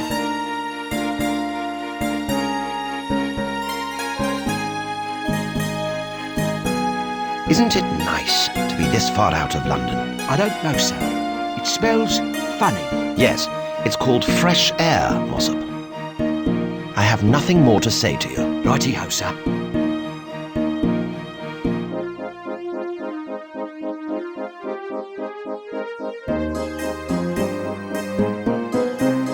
Oh, thank you. I'm going to enjoy this. Righty-ho, I've got everything I need now, so I'd better be off. Full moon, you see. If it wanes, there'll be less to land on. Might miss. Thank you for your help, young man. Be seeing you. Wait a minute, I thought you said we could go with you. Oh, did I? I'm sorry. You know, I'd love to have you on board, but I'm afraid I've had second thoughts about taking non-scientific personnel with me. I'd never get insurance. But you can't just leave me behind, not after all I've done for you. Why do you feel you have to accompany me? You'd get into too much trouble by yourself. Nonsense, lad. I'm perfectly able to take care of myself. I want to claim the moon on behalf of the British Empire. Oh, you can't do that. The moon belongs to everybody, as do all of Mother Nature's wonders. And besides, I want the exploitation rights for myself. I want to collect moonbeams in a jar. You could do that from down here on Earth. Go up to Parliament Hill on a clear night. That's my advice. I'm doing scientific research of my own. Really? What research is that? I want to research alien life forms. There's no such thing as alien life forms. Everyone knows that. I want to see what happens when one's manservant throws up in zero gravity. Not in my nice shiny new rocket, you don't. I want to research the view from the moon. What's so interesting about the view from up there? I want to look down on people. I've looked down on them all my life. So where better to do so than from the moon, eh, Professor? Snobbery has no place in space exploration, my boy. I want to research the view from the moon. What's so interesting about the view from up there? I want to look at the Earth from the moon. Why would you want to look at the Earth from so far away? I'm looking for a specific geographic structure not shown on any maps. Really? How fascinating. What equipment are you bringing? I've got a camera. You'll need some flash powder then, or the photograph won't come out. Come back when you've got it.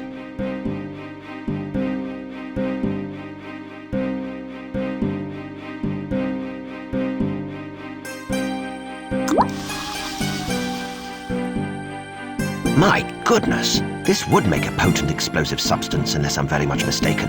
Not enough to open a safe, but it might be useful as flash powder for a camera. This contains what I hope is an explosive combination of whiskey and snuff. What will I need for my research again, Professor? You've got everything you need for the trip. Now hurry along and board the rocket. I'd like to be home by tea time, you know.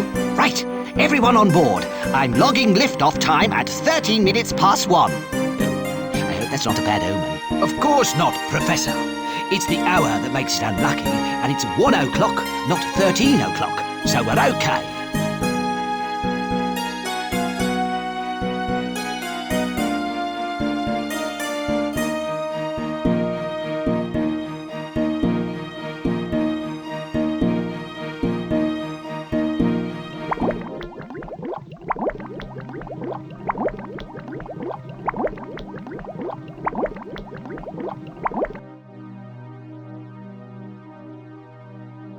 looks like the Professor has modified a steam engine to create his space rocket.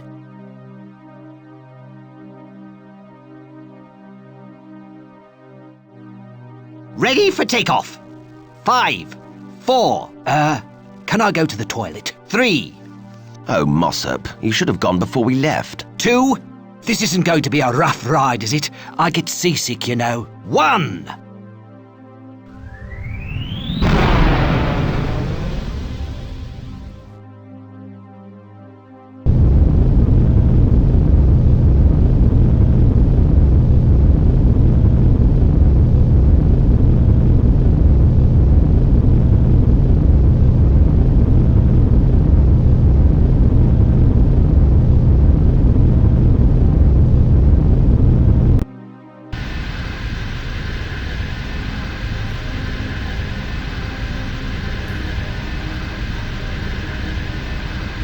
It worked!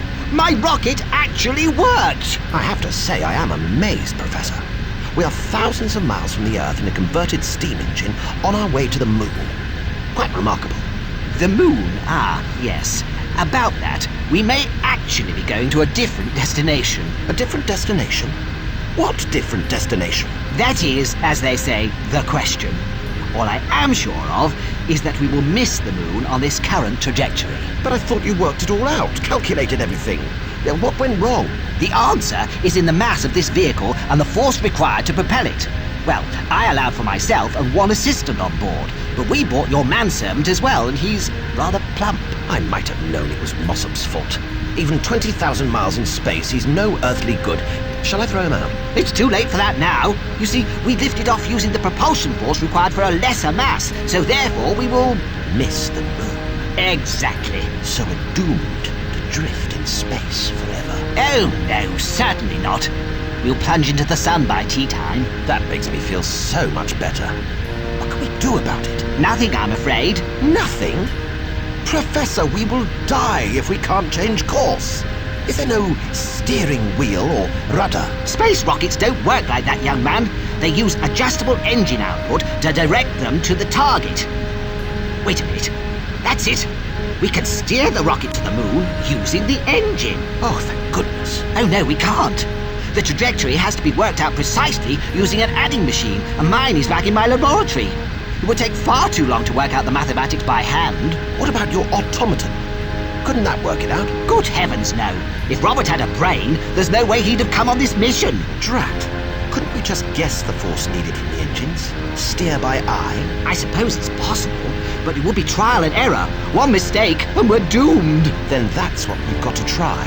Couldn't we calculate it using my fingers and toes, sir? Mossup, with a limited air supply, the last thing you should do is remove your socks. Now just leave this to me.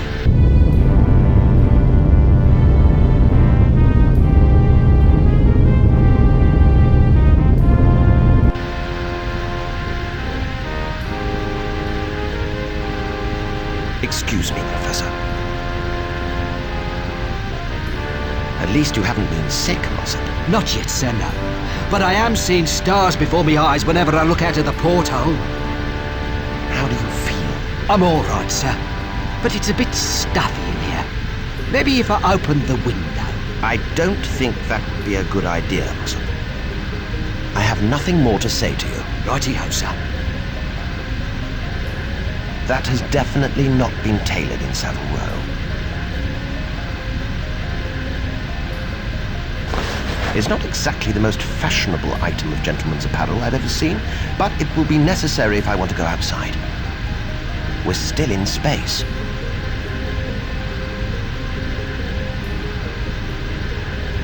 It's very solidly attached to the structures above and below it. It's an automaton with superficial intelligence. What an ingenious contraption. Now is not the time to take control of Robert. I imagine the Professor used that when he was constructing this vehicle.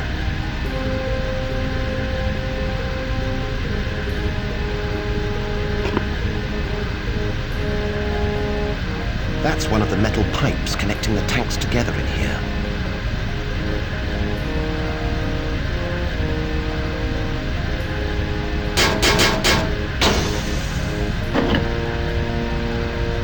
It's the pipe I removed from those big gas tank things. I hope it wasn't important.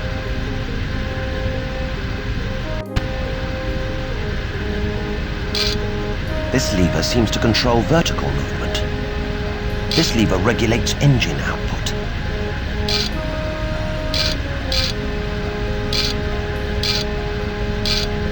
This lever controls the horizontal movement of the rocket.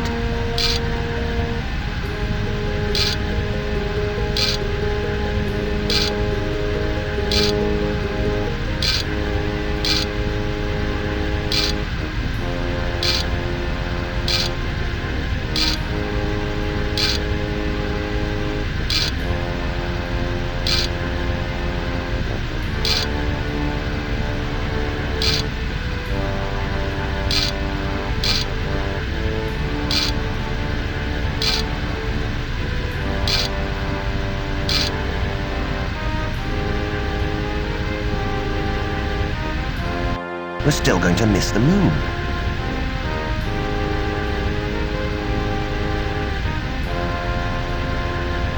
If I break the window, we're sure to be sucked out into outer space. Not that either of my two companions would fit through the porthole, of course.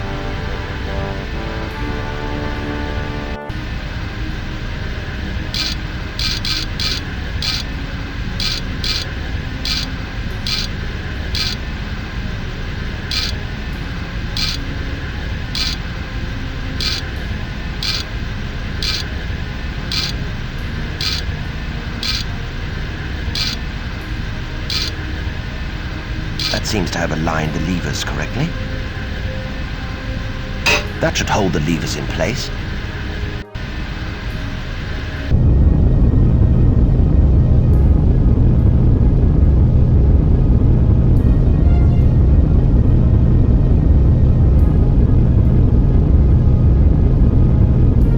We made it. No thanks to you, Professor. I just hope you can get us back. Oh, there's no problem about that. I'll recalculate the return trajectory while you're out getting the spoils of exploration. What spoils? Now, Professor, it's time to come clean and tell me just what you expect to find up here. What is it? Gold? Gems? Oil? Well, it must be something very valuable for you to go to all this trouble. I suppose it's going to be impossible to keep it a secret now. The fact is, my research has led me to the conclusion that the moon is composed entirely... Yes? ...of cheese. Of cheese? Yes. A variant of cheddar, I believe. You're mad. Oh, hardly. When I return to Earth with a rocket full of Tipple cheddar, which, because of its exclusivity, I can charge £5 an ounce for at least, I'll be rich.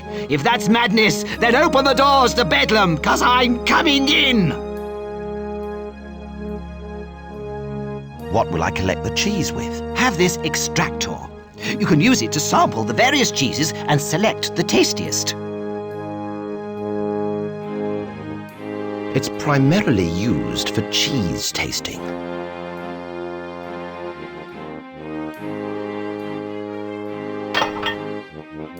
I'll need this to dig for the Professor's minerals.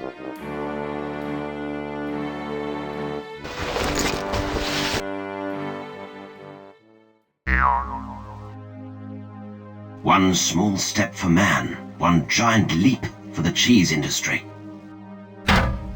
Oh no, it's the Professor's automaton. Oh well, since mossup doesn't have a spacesuit that fits, at least Robert can take all the risks. Well, there's no cheese here. It looks as if I'll have to take my search underground.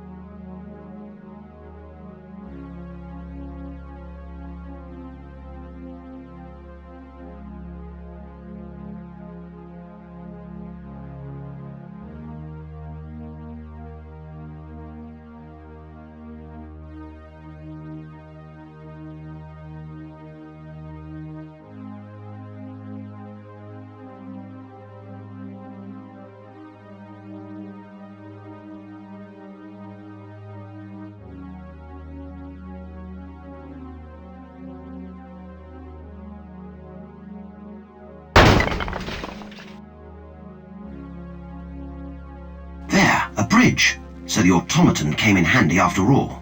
And you don't have to pay it wages either. If I can find one that can cook, Mossup's days are numbered.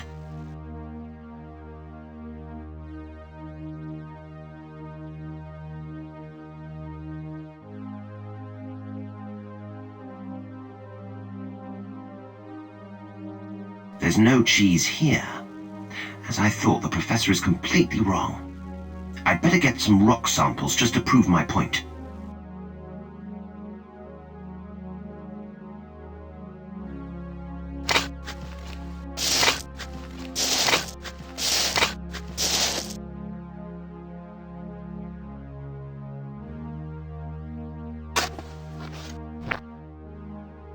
There.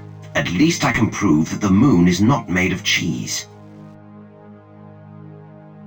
It's not cheese, that's for sure.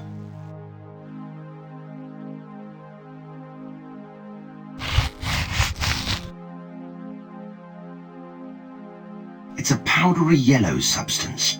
I believe it's quite volatile.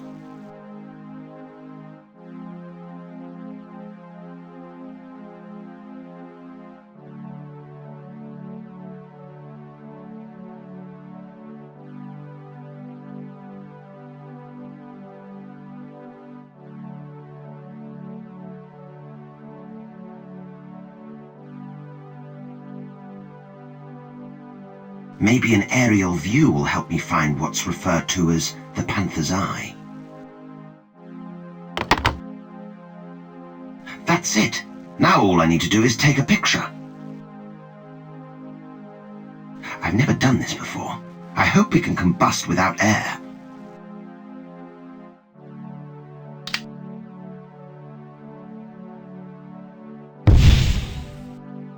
Thank goodness there wasn't any oxygen around to make the explosion any bigger.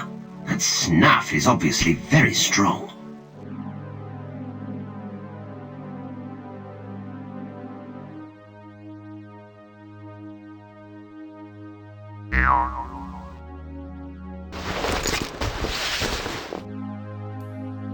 I'm back, Professor. Marvellous! How much cheese is there? Am I going to be a millionaire or a multi-millionaire? Now, how do I put this? Well, there is no cheese here. There's dust, there's rocks, there's craters, but no cheese. On a scale of 1 to 10, with 10 being a moon covered in cheese and 1 being no cheese whatsoever, I'd say this place is minus 658? You'd find Americans on the moon before finding cheese there. No cheese? You lie! You just want to keep it all for yourself, you cad! You want to grab my gorgonzola, rob me of my roquefort, purloin me of my parmesan, cheat me out of my cheddar! Professor, if it makes you any happier, I did find this mineral. It's yellow, but it's not at all cheesy, I'm afraid. Looks like a phosphate compound to me, found in chemistry labs all over the world. That's hardly a discovery. I'm sorry, Professor. That's just the way it is. Well, it doesn't matter now, anyway. That's the spirit, Professor. Don't dwell on failure. Move onwards to success. No, I mean, it really doesn't matter, because we're going to die! Professor, what have you done? Actually, it's what you did. When you broke that pipe in order to stabilize the engines, you severed the oxygen supply in the cabin. We haven't got enough fresh air to make it back to Earth.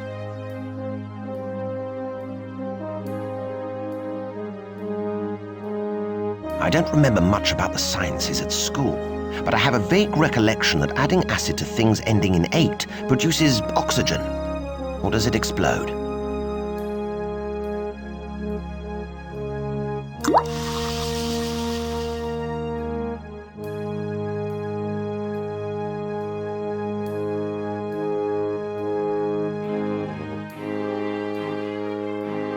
You did it! Dear boy, I had no idea you were a chemist. Actually, neither had I. Right, can we be off now? But I haven't got my cheese! I've told you already, Professor. There is no cheese. Accept it. I can't believe it. My life's work wasted. Why is it everything I do goes wrong? My first project, Tipple's patent depilation cream, the only one of its kind, ruined by an idiot research assistant. Then my next project, to bring a dead body back to life by repairing it with parts of other corpses, all my ideas stolen by some Austrian doctor. And now this! Come on, Professor. We'd better get you home.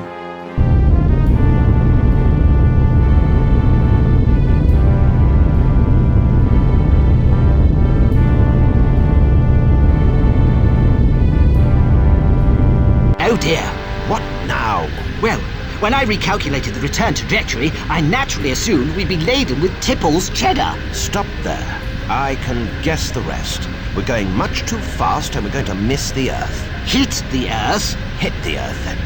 Let me guess. At such a velocity, none of us will survive the impact. Unless something cushions our landing, that is. Quick, mossup, get outside and hang on to the front of the rocket. We need something soft and spongy to soften the blow. Sir? That won't work, young man. We're doomed.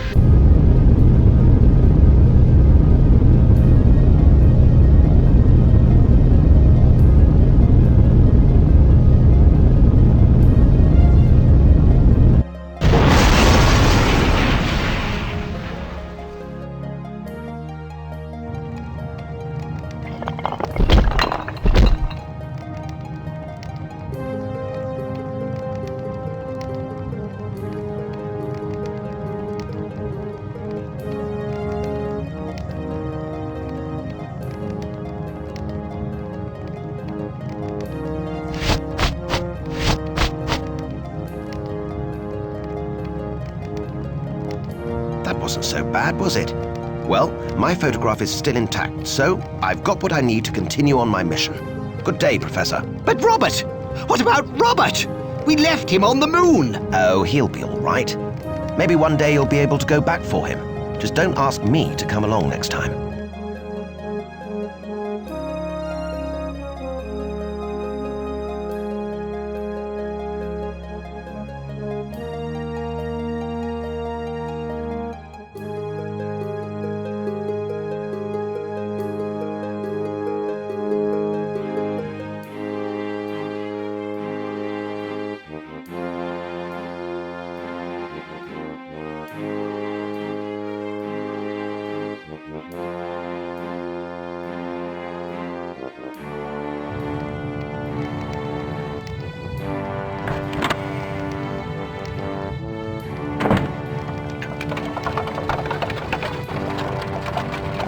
Where to, Governor?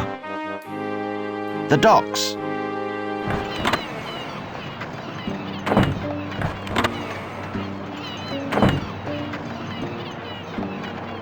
I have nothing more to say to you. Righty-ho, sir.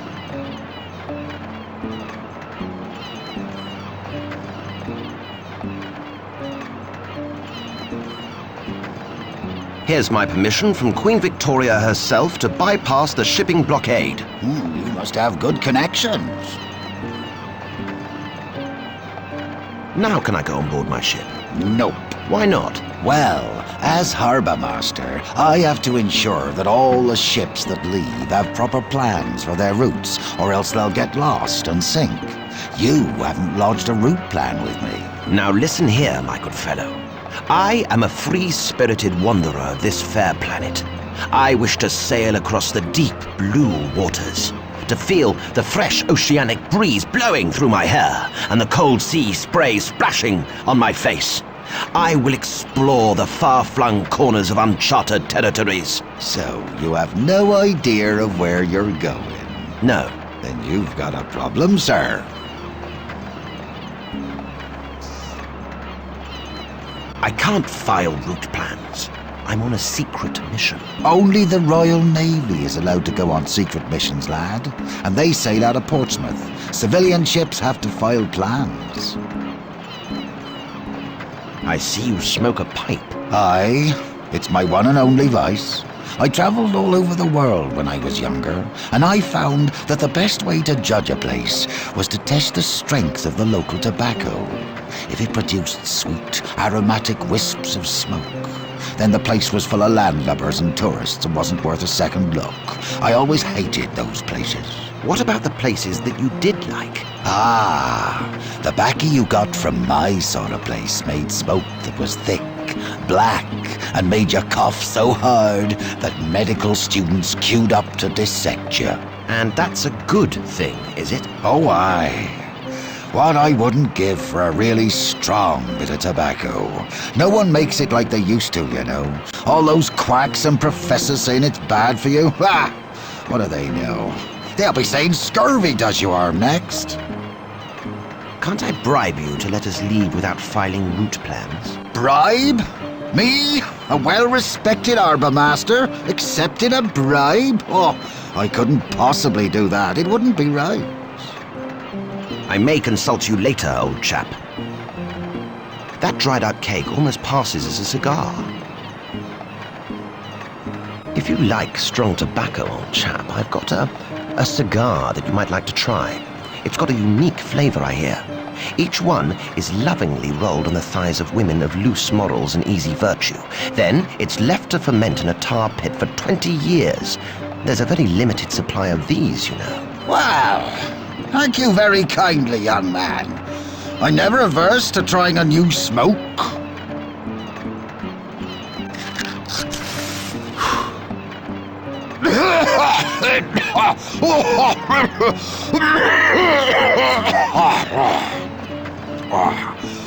Oh my goodness, are you all right? All right? Oh, by golly, lad.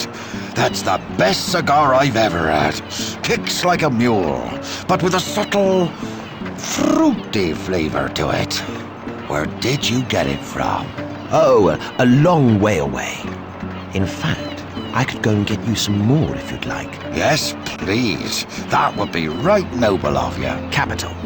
But there is one small problem. They only make that type of cigar on a remote tropical island, the location of which is a well-guarded secret. If I were to file plans to go there, everyone would be able to get to the island and buy these cigars, and stocks would dwindle, making them impossible to obtain. Whereabouts is this island, then? I've been all over the world, and I've never even heard of an island such as that. It's on the Tropic of Cancer, but I can't tell you any more than that. I'm sworn to secrecy.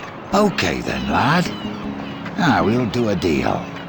I'll let your ship leave without filing official plans, but I'll have to say you're an explorer, and that you're drawing the map as you go. How ingenious. You'd better take one of my imperial maps, though. Otherwise you'll never find your way out of the English Channel. Thank you. I'll return with more cigars as soon as I can. This is a map of the world according to the cartographers of the British Empire. The parts that are owned by England are painted pink.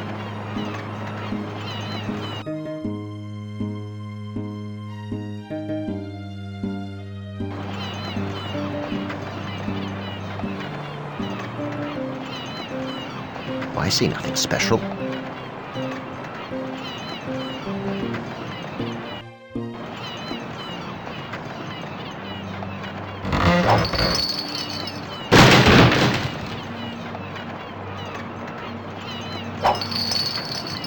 Looks like he's having trouble with that rope.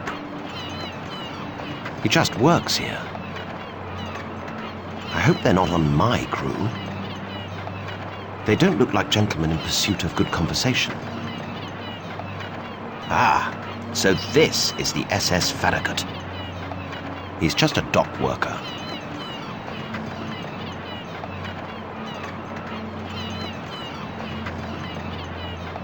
Come on, mossup. Let's get on board for a life on the ocean wave, the smell of the sea, the pitching of the ship.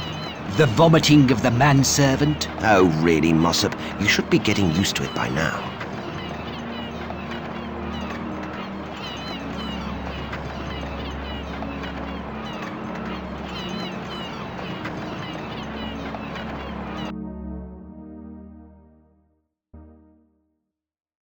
Come along, mossup. Did you dispose of all that junk that was cluttering up my pockets? I certainly did, sir. One can never be too careful on a ship that pitches and tosses to and fro. Oh, please don't remind me, sir. Stop fussing, mossup. There's no time to lose. We've got to find our captain and set sail immediately. Aha! One of my sailors is actually doing something. Although quite what he is doing is another matter. The Union Jack sends a shiver of patriotism down my spine. I can't possibly reach that.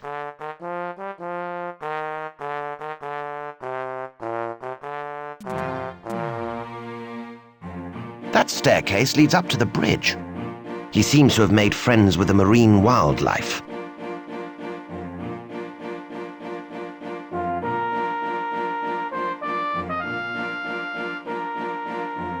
He's the captain of the Faragut.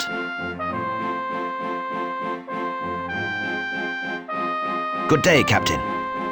I am Piers Fanshawe, the new owner of this vessel. I trust you were made aware of this. Aye, sir, that I was. Welcome aboard the Faragut. I'm Captain Scott. You're not related to those Scots who do all that exploration, are you? Unfortunately, no. That family anglicised their name from Scotelsky when they moved to England. I'm one of the original Scots. I see. Very well, Captain Scott. I command you to take us out to sea on a mission of such secrecy I cannot tell you our destination until we're at least 20 miles from land, and even then I must whisper. Whatever you say, sir. Splice the anchor, man the breeches, untie the gibbet. Slow ahead. I say, Scott, are you sure you've sailed before? Aye, sir. Stow the poop.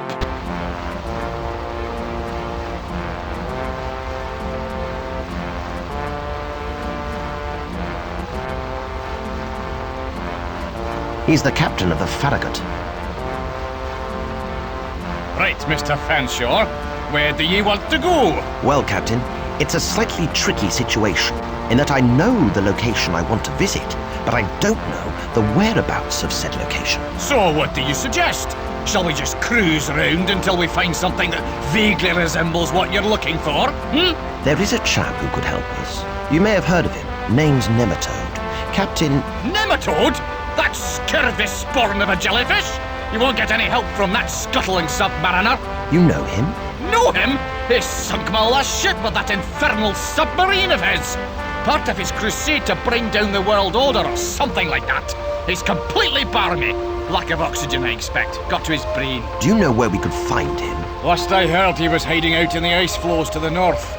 He can travel under the ice to escape pursuers, you see. That would be the first place I'd look. Then north it is, Captain. Aye, sir. Just one problem, Mr. Fanshawe. I seem to have mislaid my favourite seafaring map. I haven't seen it since I finished colouring in the Asian continent. Without it, I may have problems sailing north. I see. Leave it to me.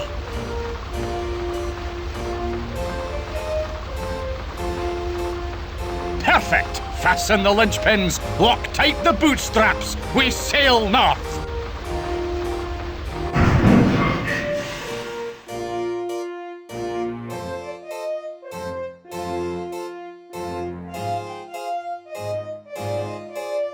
Captain, what's wrong? Why have we stopped? It's the engines, lad. They cannot take it any longer.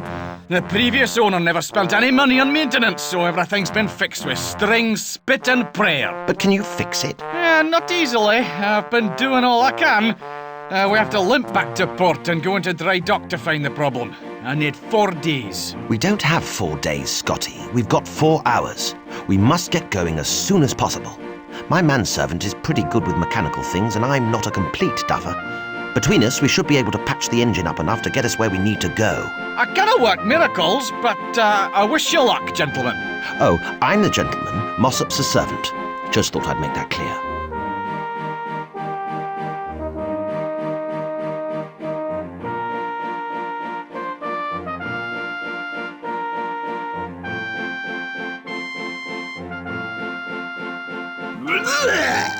Meal overboard!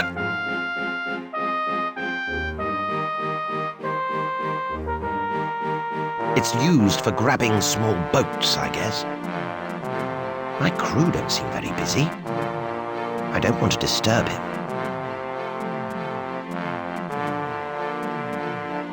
He's one of my crew. I don't fancy a nautical discussion right now.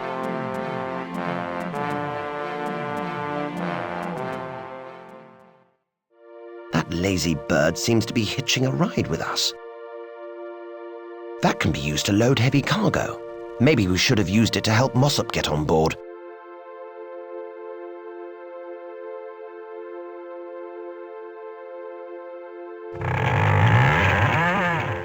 Curses! It's rusted in place. I'll never shift it. I'm no mariner, but I was under the apprehension that a seafaring vessel was supposed to be relatively free of holes. He's one of my crew.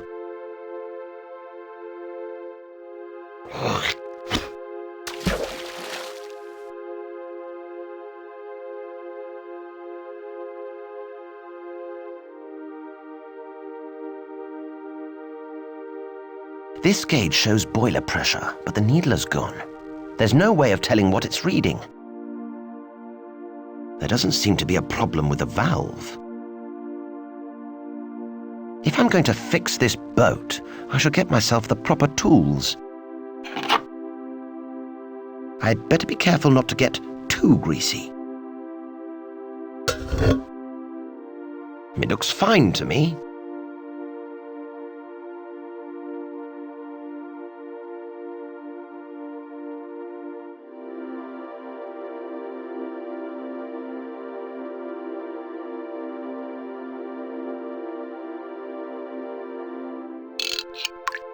That should make it easier for the winch to swing round now.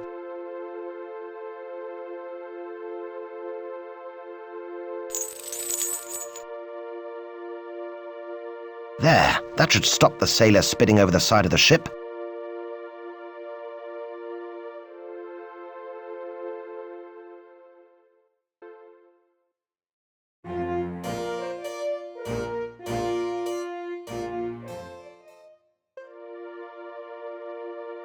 I see nothing special.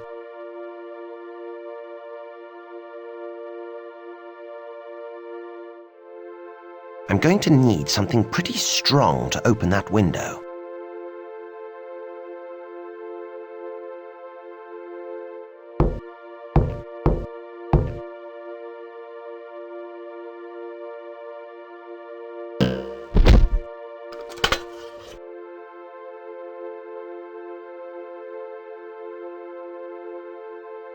Well, at least I opened it.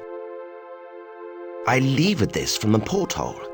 Thanks to my handiwork, it's starting to get a bit chilly in here.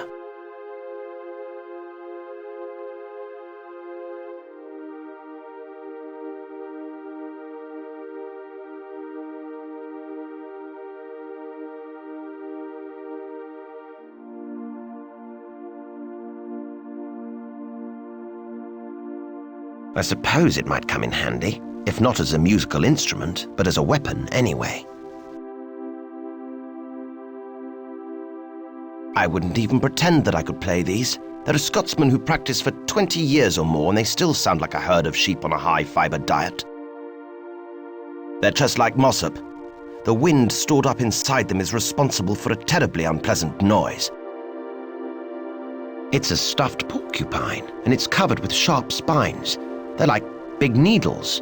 I suppose this is a souvenir from one of the captain's previous voyages.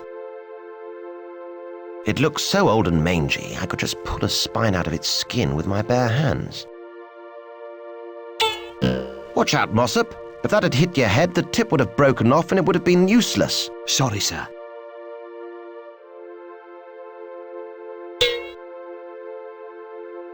It's a porcupine quill, but it looks like a big needle.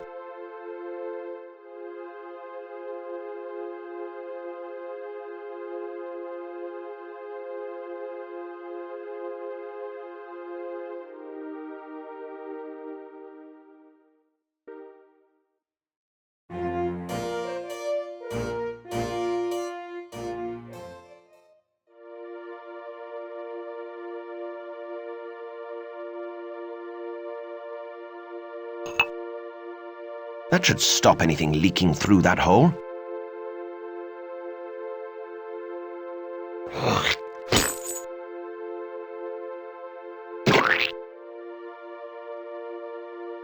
Why am I doing this?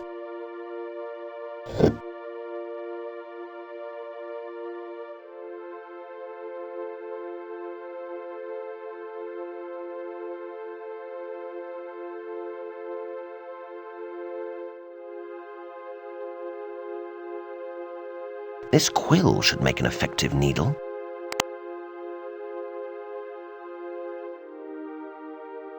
I ought to be a little more discerning in where I leave my possessions. There's no boiler pressure at all. There must be a leak in the pipe somewhere.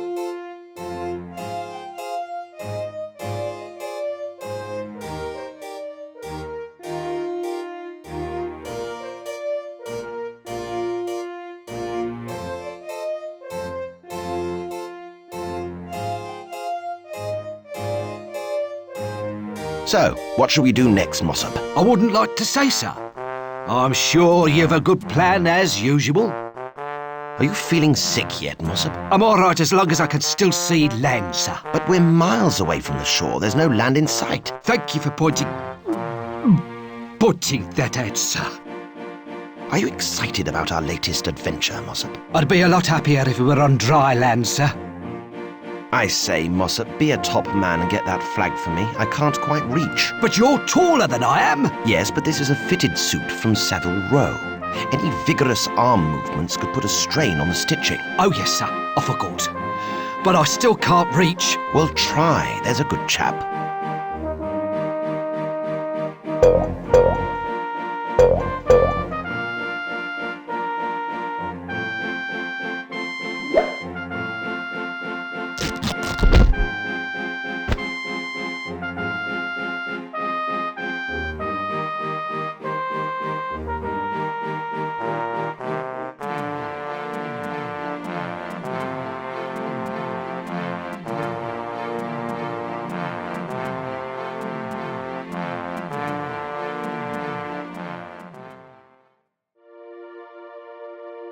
There's a hole in the pipe.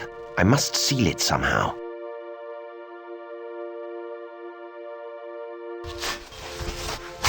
There. That should seal the hole and stop the leak.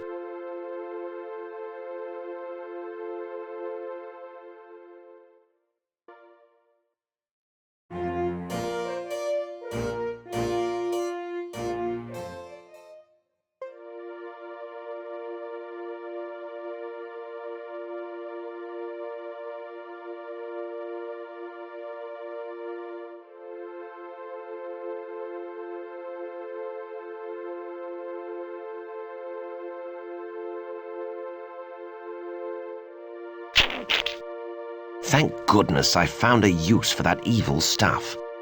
Super! I've managed to seal the valve. It needs to be brought back up to full steam. There's not a lot of point in pumping up the boiler while the pipes are still leaking. There's some pressure now. All I have to do now is stoke up the boiler a bit to get the steam pressure back up to full power.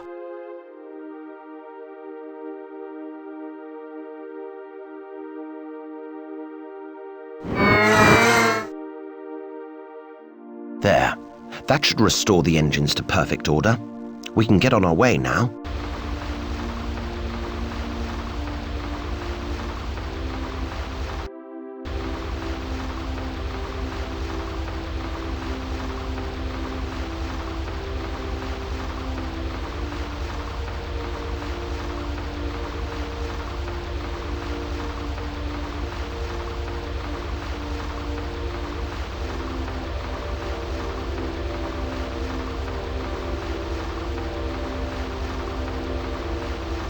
Captain, I could have sworn I saw something on that small iceberg. Pull up alongside. I want to investigate. Very well.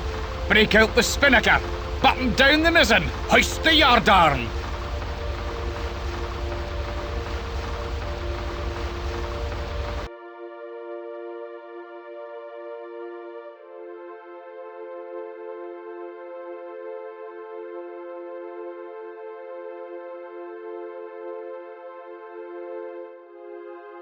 By Jove, sir, it's so good to be off that ship. I hate being sick. I should say so. At least there was only the one mishap. Yes, sir. Sorry about your shoes. Never mind, Mossup. And your waistcoat, sir. It's all right, Mossup. Really, it is. And I'm really sorry about your jacket. And your valise. And your brandy flask. And your best hat. And the back of your neck. Yes, Mossup. It's a good job I don't really need any of the items we couldn't clean properly, isn't it? Yes, sir. Right, Mossup. Let's search this iceberg for clues to Captain Nematode's whereabouts. Is it cold enough for you, Mossup? I'm fine, thank you, sir. I've got several layers of insulation keeping me warm. One of the few advantages of being fat, eh? I was referring to my woolen undergarments, actually, sir. Ah, yes. Quite right. I have nothing more to say to you. Righty-ho, sir.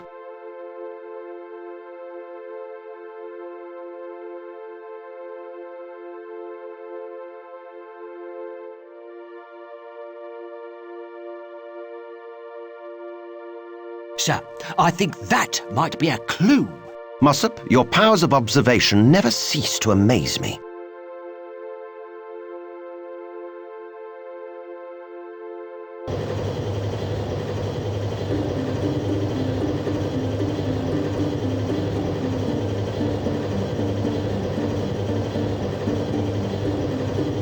Hello, travellers.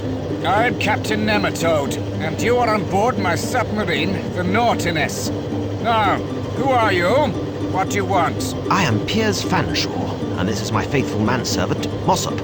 I'm here to ask you for your help. I don't help land dwellers, especially upper-class parasites like yourself. But you can help me. In fact, you can be my prisoners. I need some bargaining power to keep the Royal Navy off my back. You can't take us prisoner. I think you'll find I already have, Mr. Fanshawe.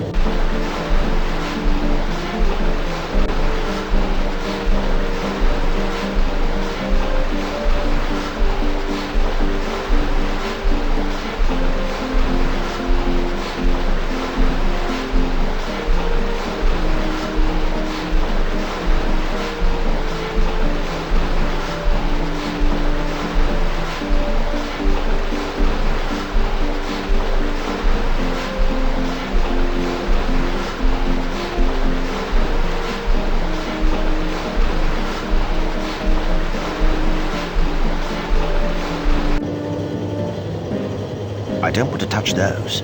I don't know what havoc I might cause. Don't touch anything. I won't, sir. Do you feel sick under the sea? I hope I don't, sir. There's nowhere to, you know. Review one's dinner? Exactly, sir. I have nothing more to say to you. Righty-ho, sir.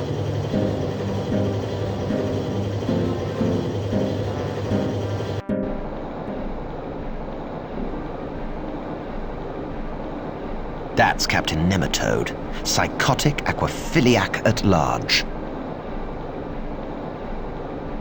Where are you taking us? To my undersea base. You're free to go where you wish within its confines. You'll have the run of the place. In time, you will come to know and love me like a father, and you will be only too happy to work for me. But you can never leave. What do you do down here? I spend every waking hour searching for the lost city of Atlantis, a place destroyed by the land dwellers and claimed by the sea. But I know where Atlantis is. Don't lie to me, capitalist scum! If you did truly know its location, then you would also know why I'm searching for it. Can you tell me that? Yes, of course I can. But I want to take a good look around your base before I lead you to Atlantis. Well, if you ever decide to tell me why I search for Atlantis, then, and only then, will I believe you know its whereabouts.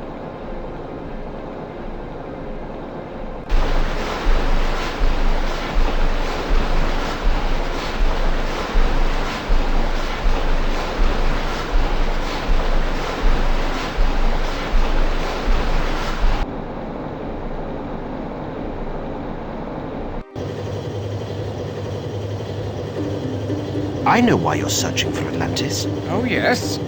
Tell me why. You want the real estate. I don't want land. How dare you imply such a thing? The sea is my mistress, and I shall never leave her. You're completely mad. It is the land dwellers who are mad, my son. I see things perfectly clearly. All life came from the sea and should return there. You're visiting all the cities in the world that begin with A. Don't be absurd. Who'd want to go to Athens anyway? You want to set up a timeshare operation. I don't want to make huge amounts of money out of gullible common folk by selling second-rate flea pits in dangerous locations for ridiculously large deposits and prohibitively high maintenance bills. You bought one then? Why do you think I hate society so much, Mr. Fanshawe? You want to take over and be mayor of Atlantis? I'm not interested in power, Mr. Fanshawe. I'll tell you later.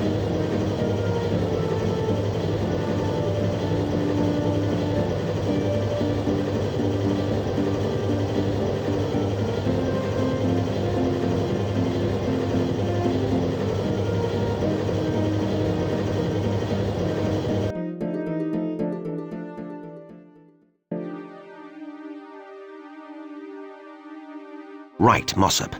We've got to find out why Nematode wants to find Atlantis so much. Let's search this base for clues. Righty-ho, sir. Do you know why Nematode wants to find Atlantis? I know as much as you do, sir. Don't be silly, Mossup. You know nowhere near as much as I do. I have nothing more to say to you. Righty-ho, sir.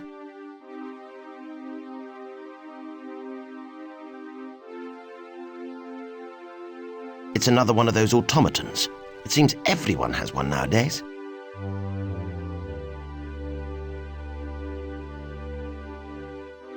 I don't think it was constructed to have meaningful discussions.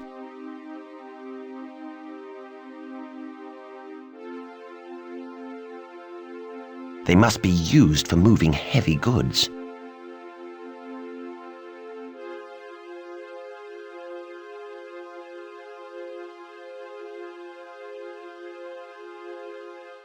I'm not even going to begin talking about Captain Nematode and his large organ. Oh, great! I love these things. Listen to this.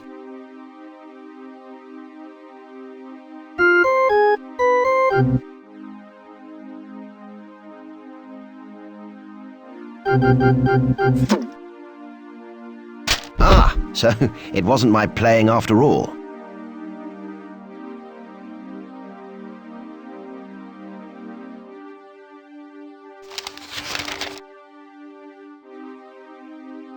It's a bundle of letters written in somewhat shaky handwriting. My goodness! They're love letters from Captain Nematode of all people. You see, Mossup? He does have a soul.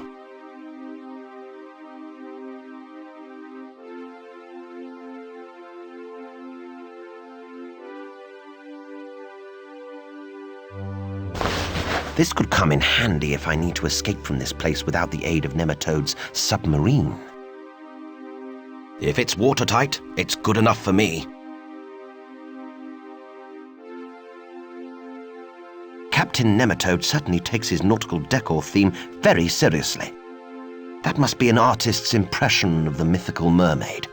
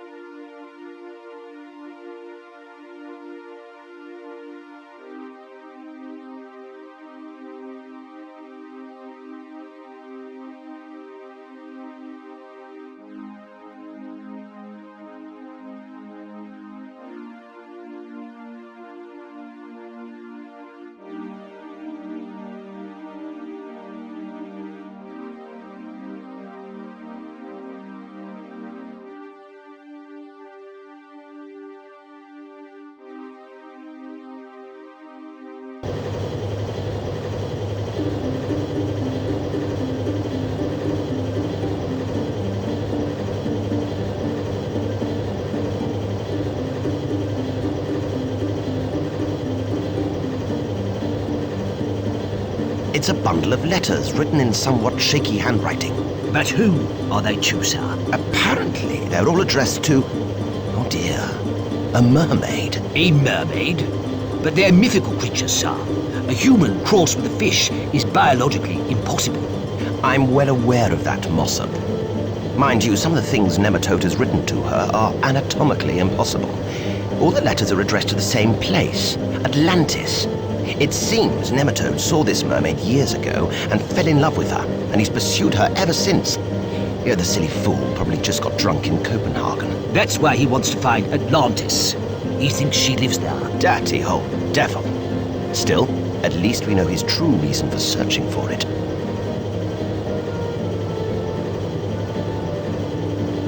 I know why you're searching for Atlantis. Oh, yes?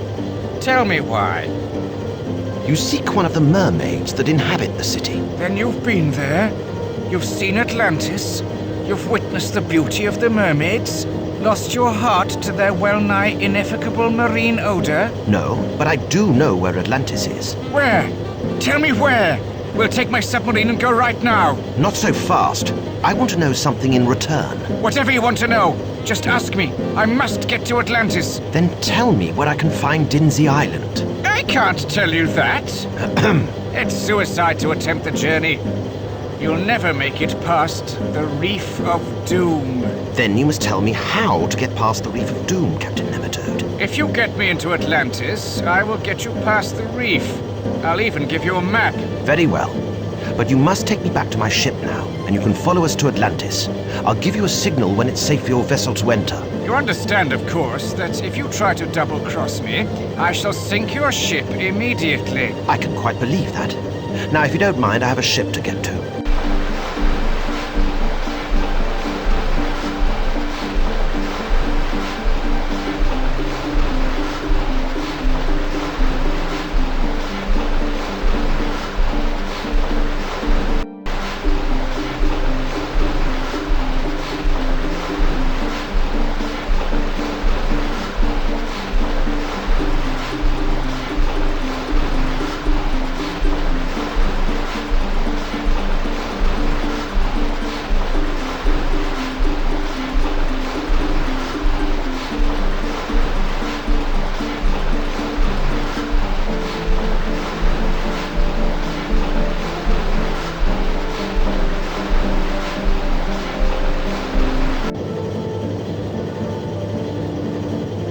I will talk to you later.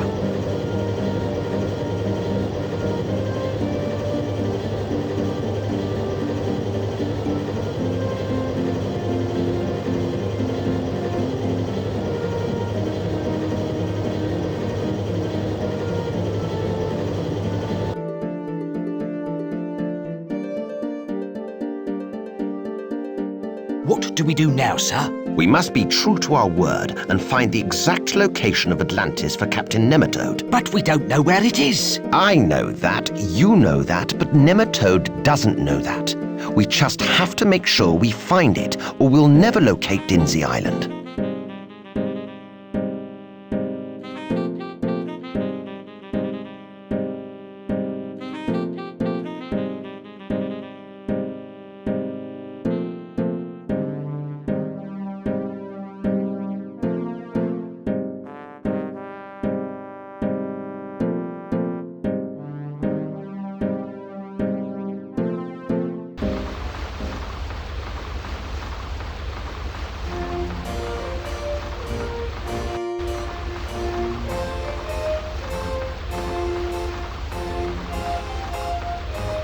Captain, we must leave this area. We'll be heading due south. Aye, aye, sir. Full speed ahead. Hoist the keel, cast off the forecastle.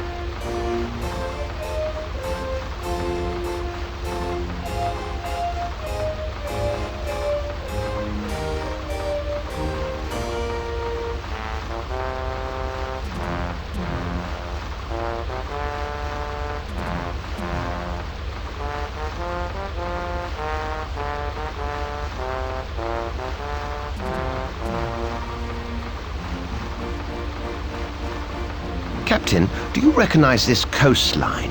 I believe it to be the location of the lost city of Atlantis. It does look familiar. Yes, that's the Halanga Peninsula. The island you seek is not on any map I've seen, but using this, I can certainly find it. Then change course, and we shall make haste to the Panther's Eye.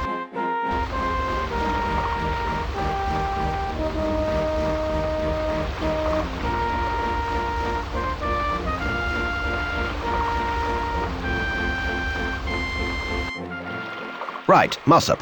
This island is far too pleasant to be uninhabited. Why don't you trot off and see if you can find the locals? Explain that we're looking for Atlantis, and if they refuse to help, tell them that we have fire sticks and magic, and that we'll wipe them out if they don't comply. Isn't that a little strong, sir? Don't ever tell an Englishman how to treat foreigners, mossup. We've been doing it for hundreds of years, so I think we've pretty much got the hang of it by now.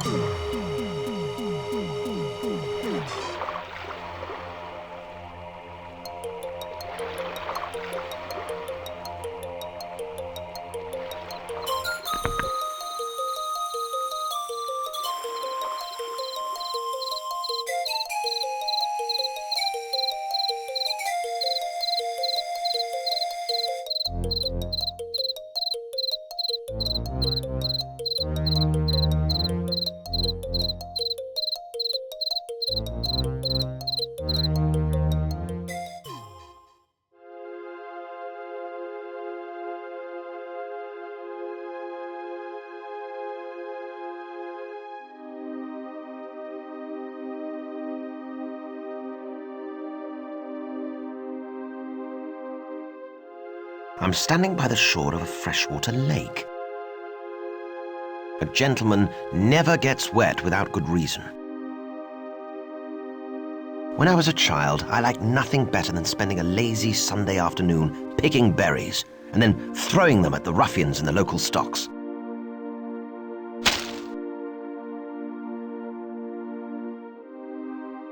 They're some sort of tropical berries. I certainly don't recognize them. I'd better not. They may be poisonous. It's a smooth rock I found on the beach.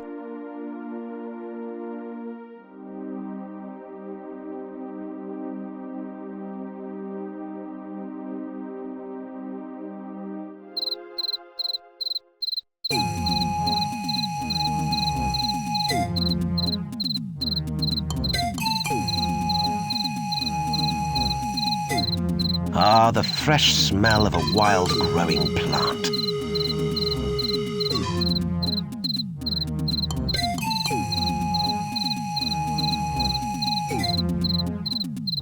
Maybe Mossup could plant this in my window box.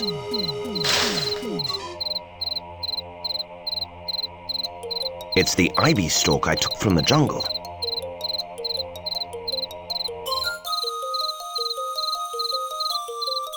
Sir! Sir! Help me, sir! What are you doing in there, Mossup? Stop playing around and get out of that pot. I can't, sir. You see, the natives have invited me to dinner. What did you say to them, for goodness sake? I only told them what you told me to say. They didn't seem to take very kindly to the strong-arm tactics, sir. Well, obviously, Mossup, you have to temper what you say depending on how outnumbered you are. Have you no idea how to conduct international relations? If I might interrupt here, who exactly are you? Oh, I'm dreadfully sorry. I haven't introduced myself. I am Piers Fanshawe, gentleman and agent of Queen Victoria, head of state for the British Empire. And what is your business here, Mr. Fanshawe? I'm looking for a place called Atlantis. It's a city under the sea, populated by mermaids, and I heard it was around here somewhere. I am not familiar with the name, but there is a cave on this island that was tunneled by a civilization that ceased to exist long ago. Maybe that could be what you're looking for. It's certainly worth a try. If you could just show me where it is, I'll be on my way. I'm afraid it's not that simple. You see, in my country, we have a tradition that whenever someone visits in search of help, he must bring an offering to the chief of the village as a mark of respect. Do you have such a gift? Let me see. I'm sure I've got something that you'd like. Well, I'm not having any soup if it's offered to me. Don't worry, Mossup. I'll save you. I hope so, sir. I'm turning pink. That's perfectly normal, Mossup. If you cast your mind back to just after Christmas, when you last had a bath, you said exactly the same thing then. British diplomatic protocol requires me at least to introduce myself before I decide to fight. He's obviously a native of this island. I'd better address my queries through their chief. Everything in its proper place, but not there.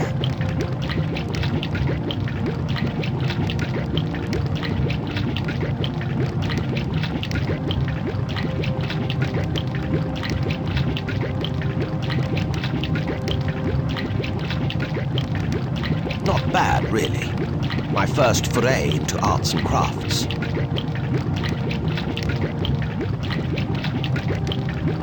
Chief, as a token of my respect, I give you this valuable trinket. It will increase your fertility manifold and is worth a lot of money in my country. That's not a lot of use to me, is it? Your country's currency is not valid here. Ah, but consider it an investment. Just think, in a few years when you're invaded and colonized by the British Empire, you'll be so rich that you may even be allowed to keep some of your own land. Well, thank you. I suppose I should reciprocate the favor. I will lend you my best guide who will lead you to the Serpent Cave, the entrance to the city you seek. Excuse me, Chief, but the guide is wearing a blindfold. How on earth would he be able to show me the way to this cave? Mr. Fanshawe, if the guide could see the terrors of the Serpent Cave, he would never agree to take you there. Terrors, did you say?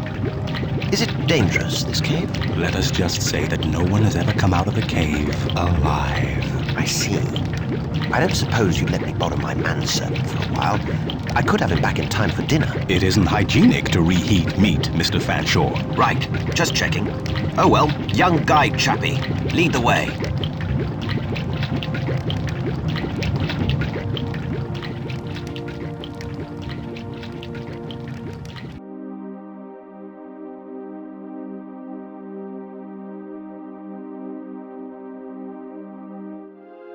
That must be the laziest animal in the world. Even when I approach it, it doesn't move.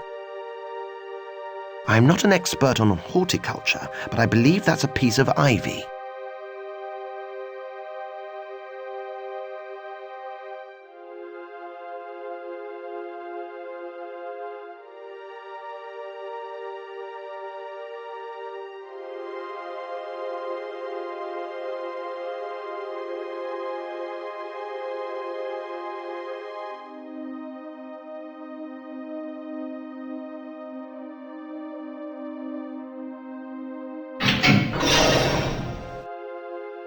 My goodness, that was close. I'll have to find a way to disarm that trap. It looks as if that has something to do with the trap in this room. I don't see how I can stand on this panel and cross to the other side.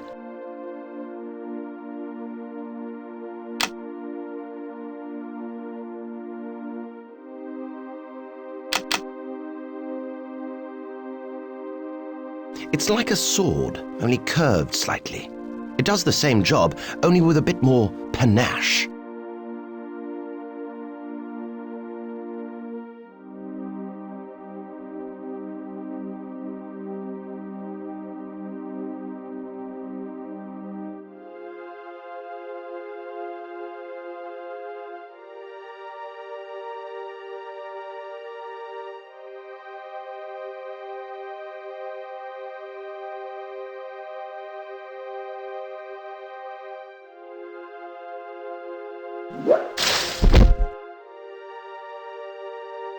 It's not exactly a huge threat to my safety.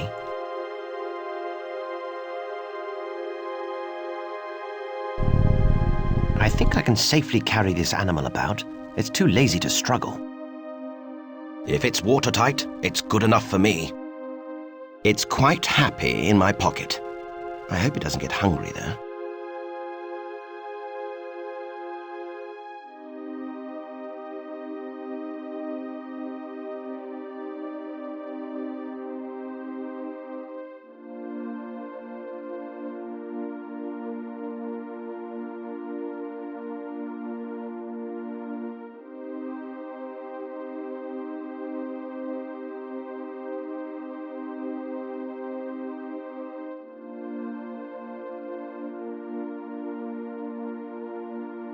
I hope this animal doesn't wander off while I'm in the trap.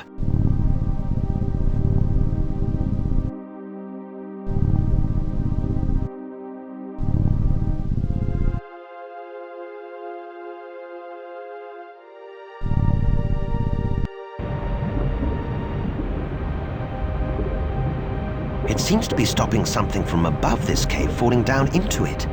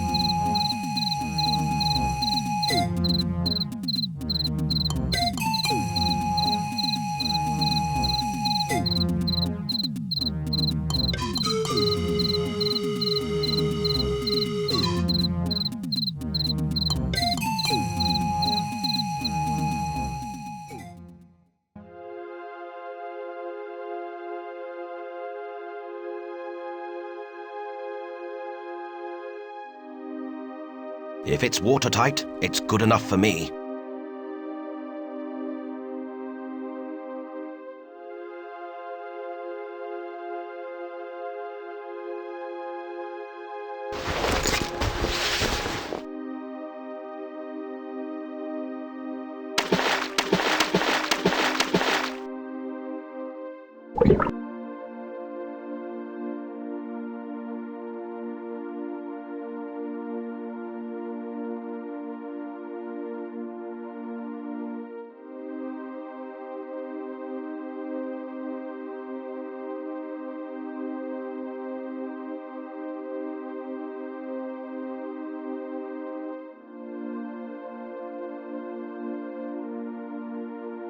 That must be the plug I saw in that cave.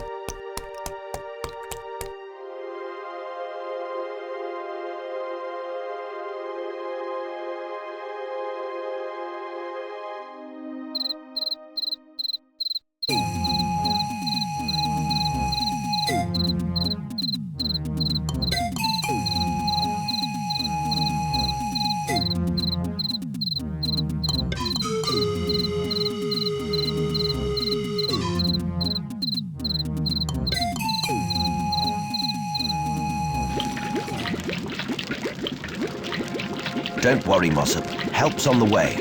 Just don't get too anxious. We don't want a repeat of that incident that got you thrown out of the municipal pool, do we?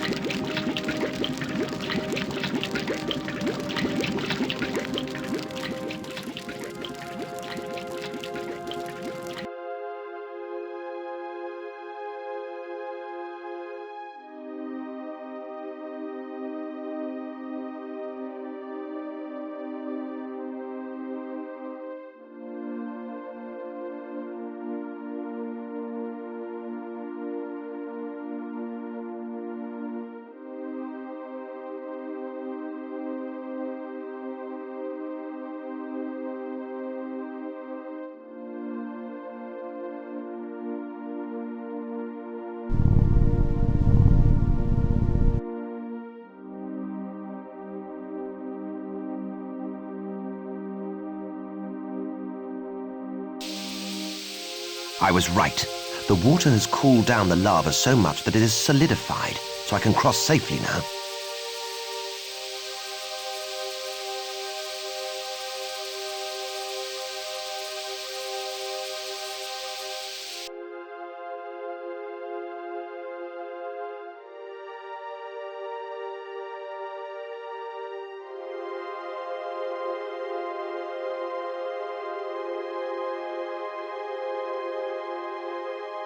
Fascinating.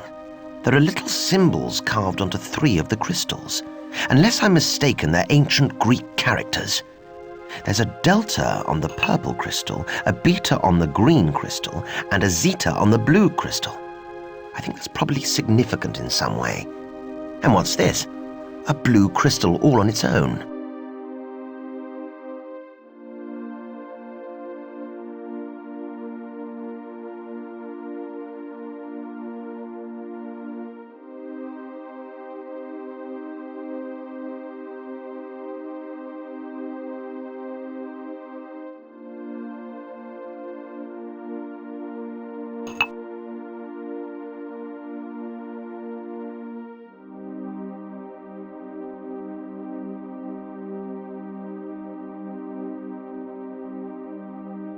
It's not working. It obviously hasn't been used in years. I'll try oiling it down. I don't know if it'll do any good, but it always makes me feel better.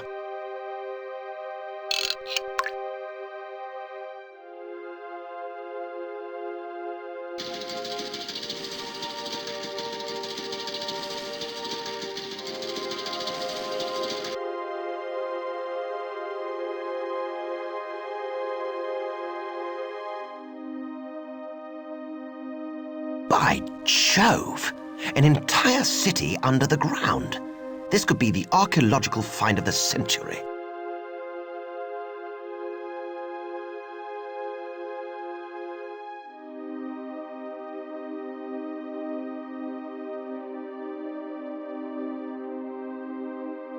This looks like a delicacy.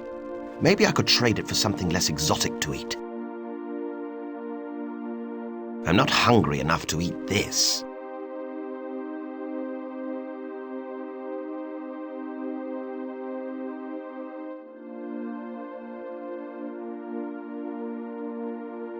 It's a model of the lost city of Atlantis.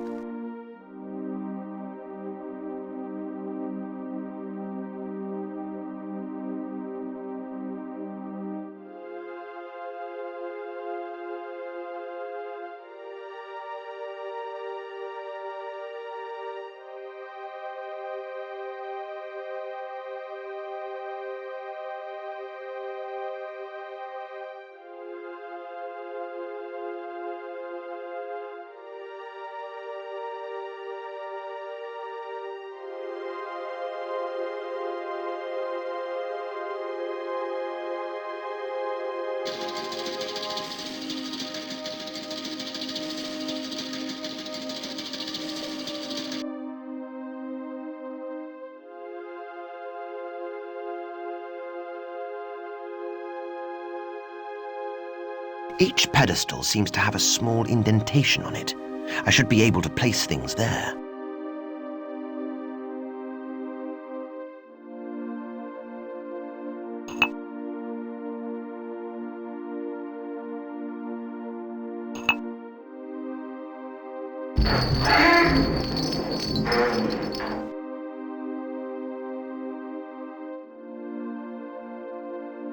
I think that did the trick.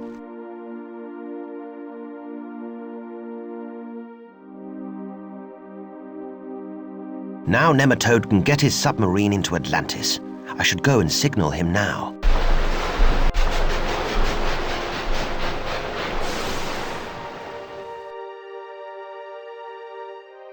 Naha! It looks like he's found the tunnel already.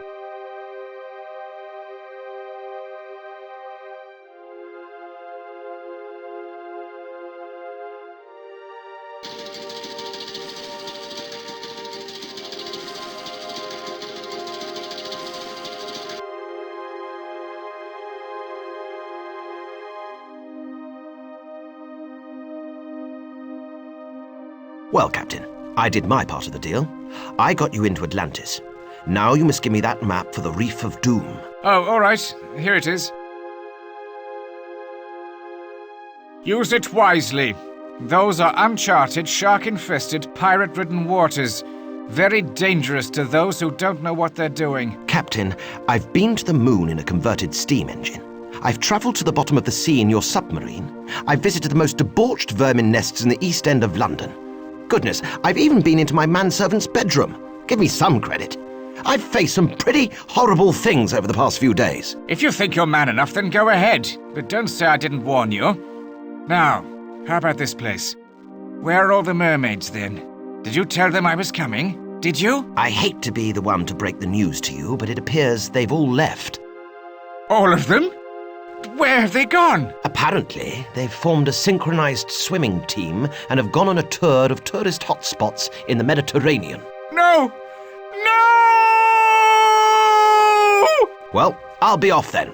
Thanks for the map.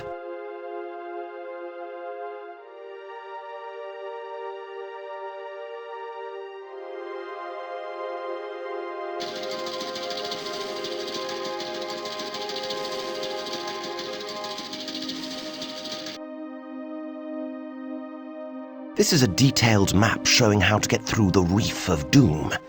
It doesn't mean a lot to me, but Captain Scott should understand it.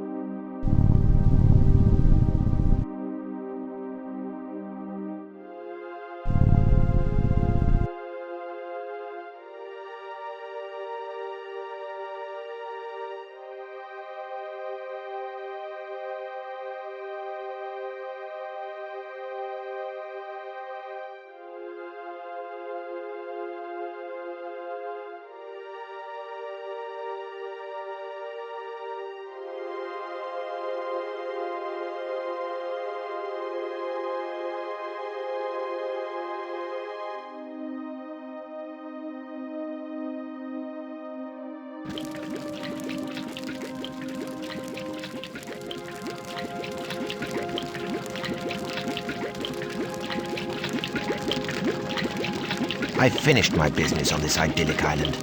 May I have my manservant back, please? I am sorry, but we need the meat. I see. How about if I found you something better instead? It would have to be a lot better. Your friend is halfway cooked. He's not my friend, he's my manservant. There's a big difference. I say, Chief, instead of eating my gristly, greasy, disease-ridden companion, try this instead. You might like it. What is it? It's called rock. It's sweet. Go on, it's lovely. And it won't rot one's teeth? Not as much as eating my manservant will. His liver is marinated in alcohol. Very unhealthy. No, the rock is much safer. Very well. Release the little fat person. The hunting dogs will have to eat something else. The hunting dogs? What do you mean? We were cooking your friend for dog food. Heavens, you don't think we were going to eat him, do you? We're not savages, you know. That was a close call, sir. I thought I'd had it. I simply assumed that if the results of you being cooked are anything like the results of your cooking, then the whole tribe would have been wiped out from food poisoning. I couldn't allow that to happen. No, sir. I suppose you couldn't. I have nothing more to say to you. Righty-ho, sir.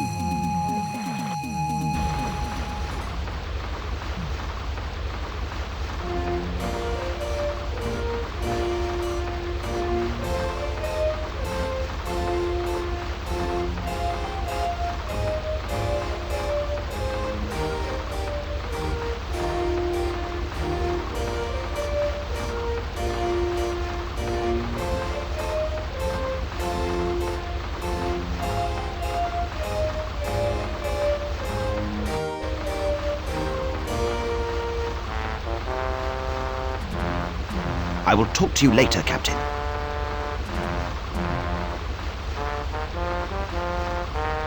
Here you are, Captain. It's a map to the reef. Thank goodness. We would have been dashed into matchwood if we'd just steamed in blindly.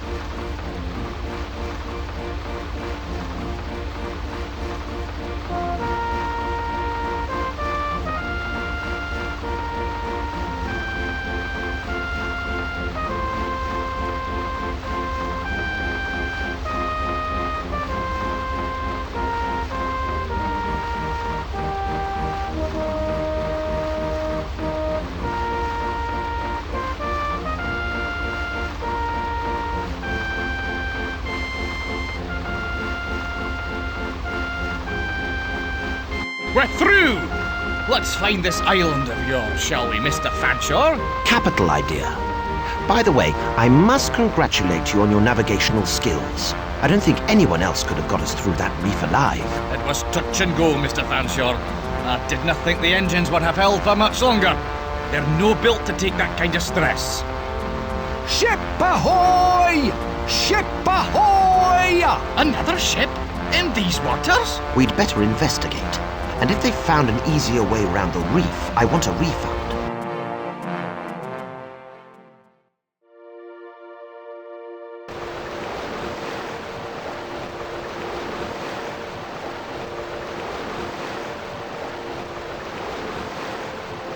Oh no! Pirates! What makes you think they're pirates, sir?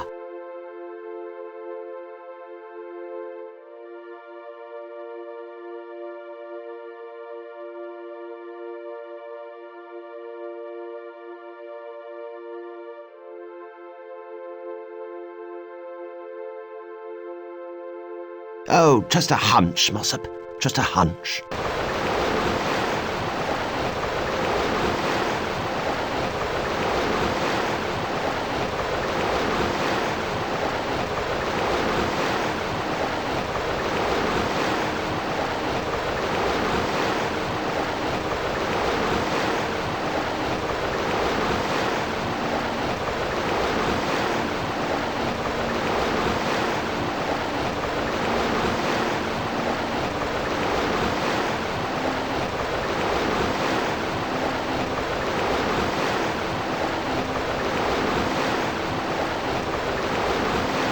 It's pulling alongside.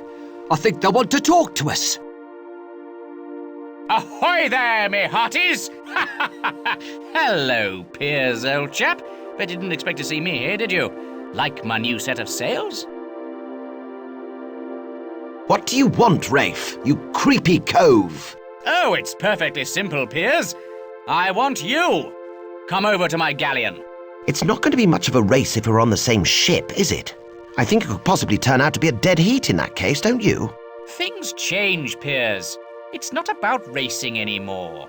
Look, I'd love to sit around and chat, but I've got to get to Densey Island. Bit of a rush, you see. Sorry. I'm afraid I can't let you do that, old chap. Captain, would you mind awfully handing over your passengers to me? You must be joking. I'm a man of honour, and if I am hired to take someone to Densey Island, then I will take them there, and no amount of arguing will persuade me otherwise.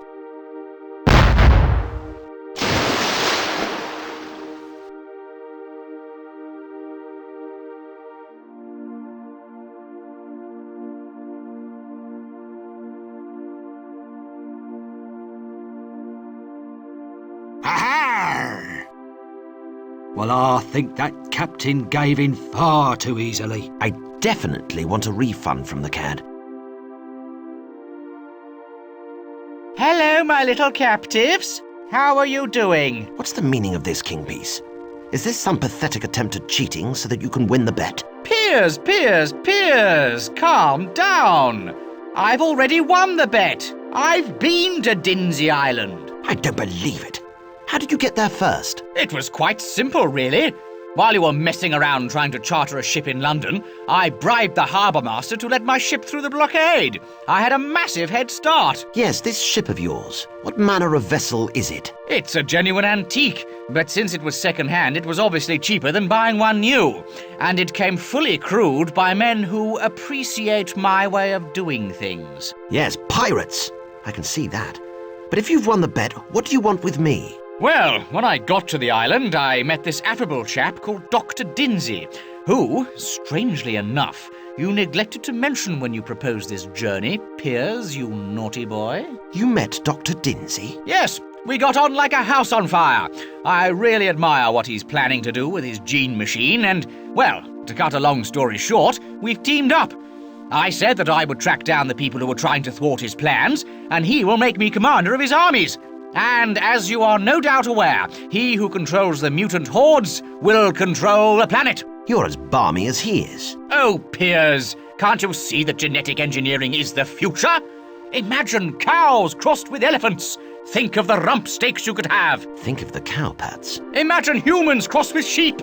How docile they'd be. Actually, I remember reading about a lonely farmer who was trying to do something like that. Kingpiece, you're sick. What you're suggesting is immoral, degrading, and it goes against all of God's will. But don't you see? Using the gene machine will make us gods. So where do we fit in?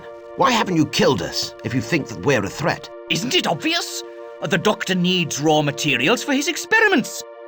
You will be the next victims of the gene machine.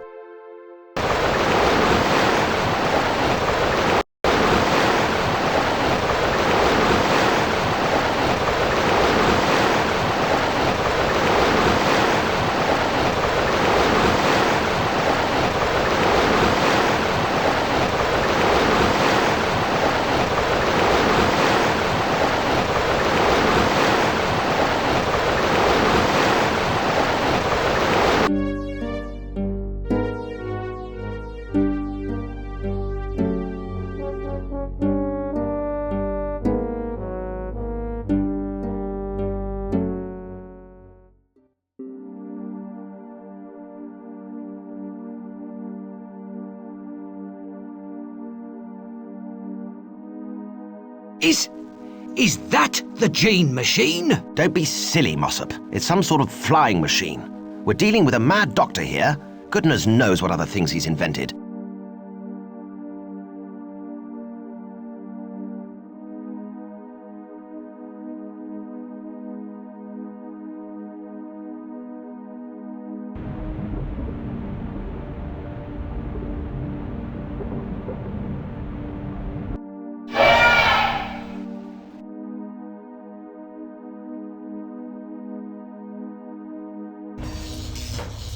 Ah, Reef, my boy. Back at last. And I see you have brought guests. I have indeed, Doctor. Allow me to introduce Piers Fanshawe, gentleman and would-be hindrance to our plans. And what about the fat one? Just a common servant, not worth caring about. I say so. He can't talk about me like that. I'm afraid he's right, mossup. It is important to remember your place in the pecking order, no matter what your situation. Sorry, sir. I'll bear that in mind in future. What's left of it at any rate. Doctor, I've heard so much about your plans, but very little about the man behind them. It puzzles me as to why you seem to have such a grudge against humanity. Since you ask, Mr. Fanshawe, and because you are not long for this world, I will recount to you the distressing story of a young scientist cheated of the chance to be successful. Oh, no. Now you've started him off again. 20 years ago, I was working as a laboratory assistant at the Royal Scientific Institute. I was the brightest worker there. I studied in my spare time and did all my work with efficiency and civility. Then, one cold December afternoon, my life changed forever. I was working with a scientist, an absent-minded idiot. Albert Tipple was his name. Tipple? But wait. Mossup, I don't think the doctor is interested in what you have to say, if you understand what I mean. Anyway, while I was otherwise occupied, Tipple accidentally poured the results of his latest experiment into my cup of tea instead of into the flask beside it. When I finally drank my tea, I was taken so ill that all my hair fell out and never grew back. Any of it. But it was an accident. I was ruined. Everybody laughed at me behind my back. I became a recluse, trying desperately to find a cure for my affliction. Eventually, I stumbled across the idea of genetic recombination so that I could regrow my hair. But the other scientists said it was a silly idea, that it would never work. They laughed at me even more. But you made genetic recombination succeed, though. You proved them wrong. Oh no, they were right. I couldn't fix my hair. But I could fix them.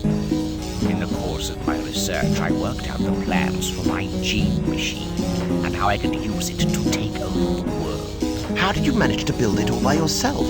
You must have had help. I joined forces with a fellow sociopath, Captain Nematode. He and his men brought my equipment to this island, where I could be left in peace. We struck a deal. The oceans could be his, and dry land was mine. So, what do you have in store for us? If you're going to put us into your machine, please let Mossup go first. We have a contractual agreement as master and servant that he has to die before I do. That will come later, gentlemen.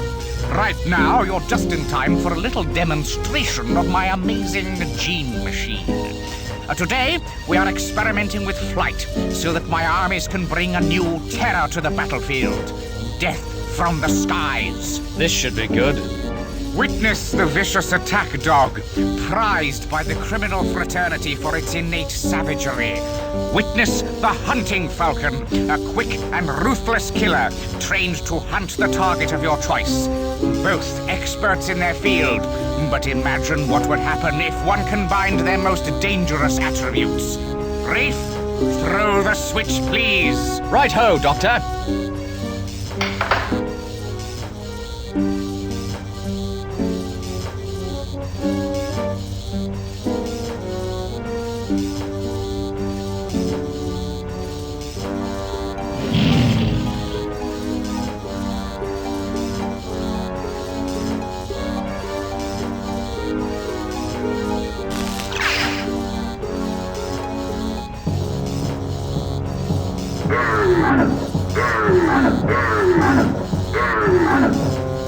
Behold, my creation!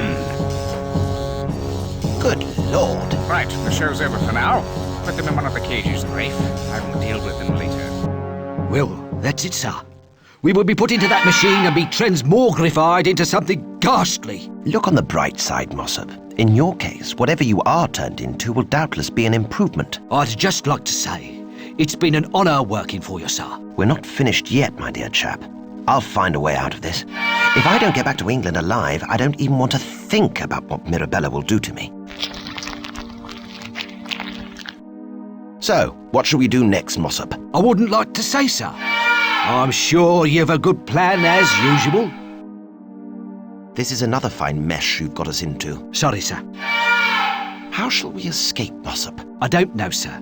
As you are aware, I have little capacity for creative thought and absolutely no initiative in situations requiring quick thinking and rapid response to external stimuli. You didn't think of that yourself now, did you, Mossup? Correct, sir. I went into one of those free personality assessment booths on the Old Kent Road. Oh, I know what you mean. The ones that are designed to recruit you into strange cults that require half your disposable income. Exactly, sir. But after they tested me, they said they didn't want me to join. Because you didn't have enough money? No. They said I would be disruptive to their karma.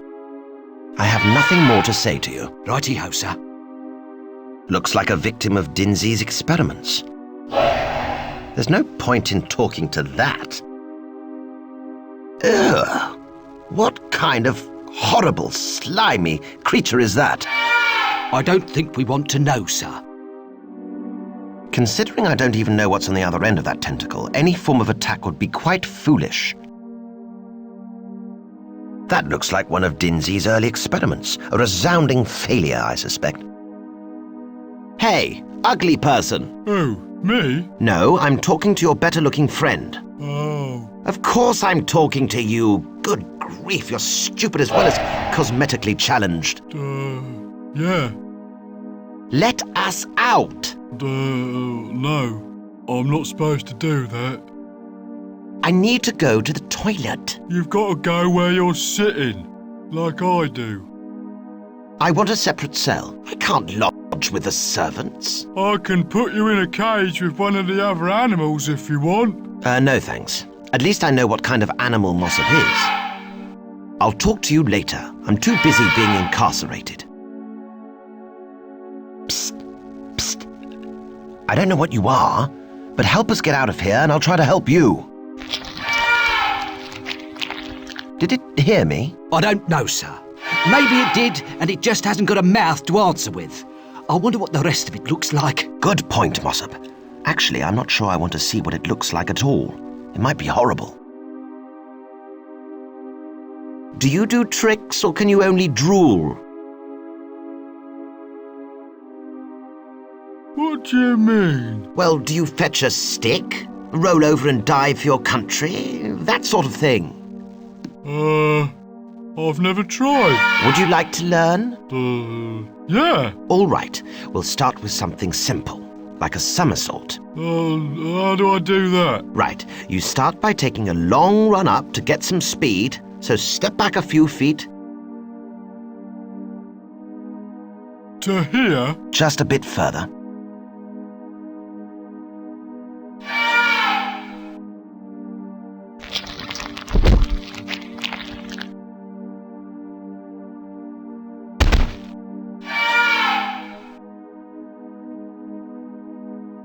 I guess it understood me, Mossup. How horrible. Grabbed by the tentacles.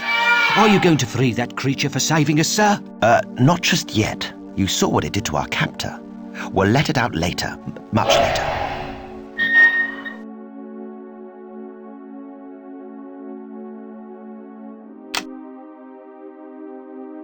Come on, Mossup. We have to stop Densey.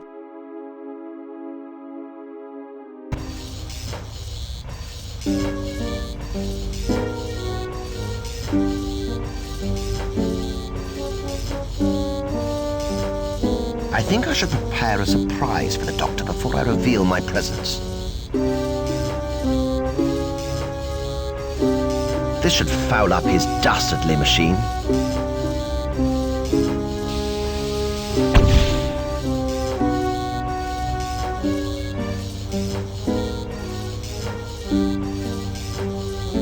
It's one of the control levers of Densey's gene machine. It seems to have reverse written next to it. I wonder if it can reverse the direction of genetic transfer. Well, I can but try. That is Dr. Densey, my nemesis.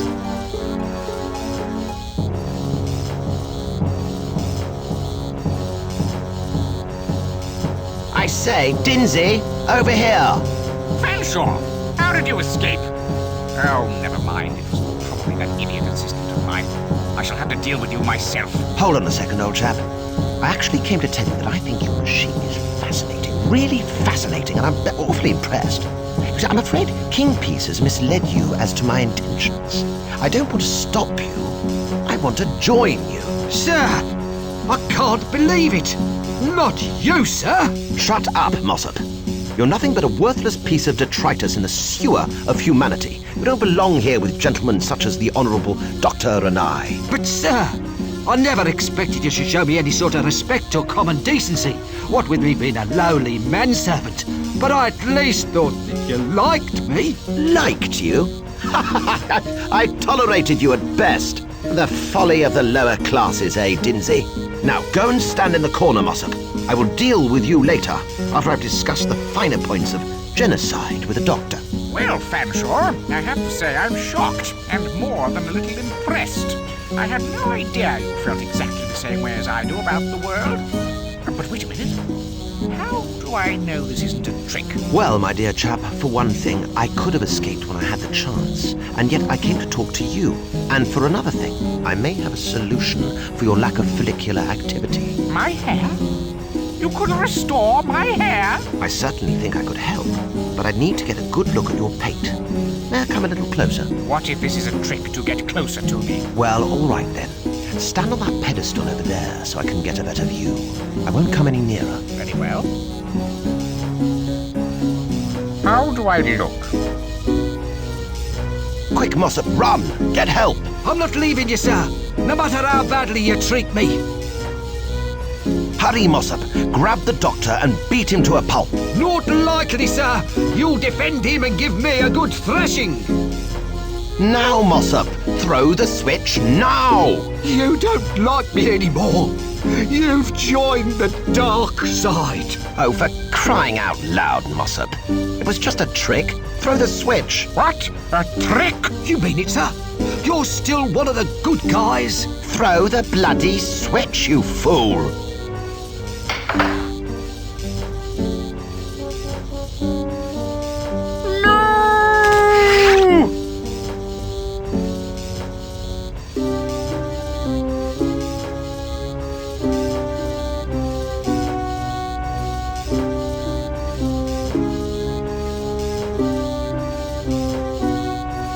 I guess he finally discovered what he was made of. Sir, I think maybe we should leave. This place doesn't feel particularly safe. I have a funny feeling that you could be right for once, mossup. We should make haste to the galleon. What about Kingpiece and his pirates? We'll deal with that little worm when we come to him.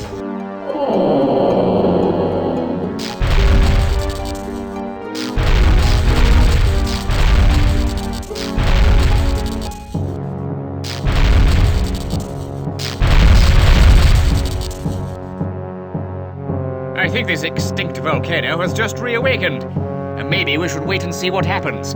From a safe distance, that is. What about the others? They can fend for themselves. All aboard! Let's get out of here! Ha-ha! Ha-ha! Ha-ha!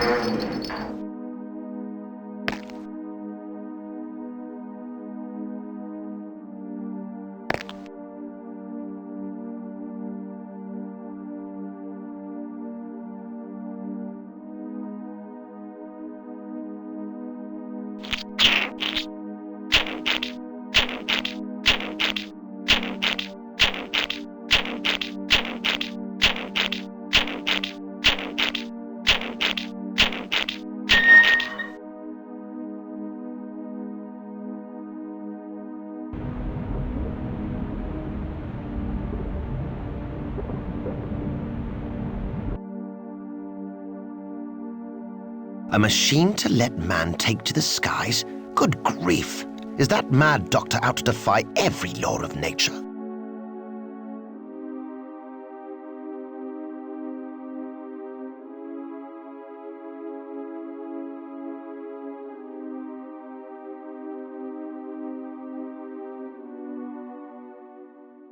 Kingpiece, that coward! He's left us to die! What are we going to do? We have to find another way off the island. Follow me!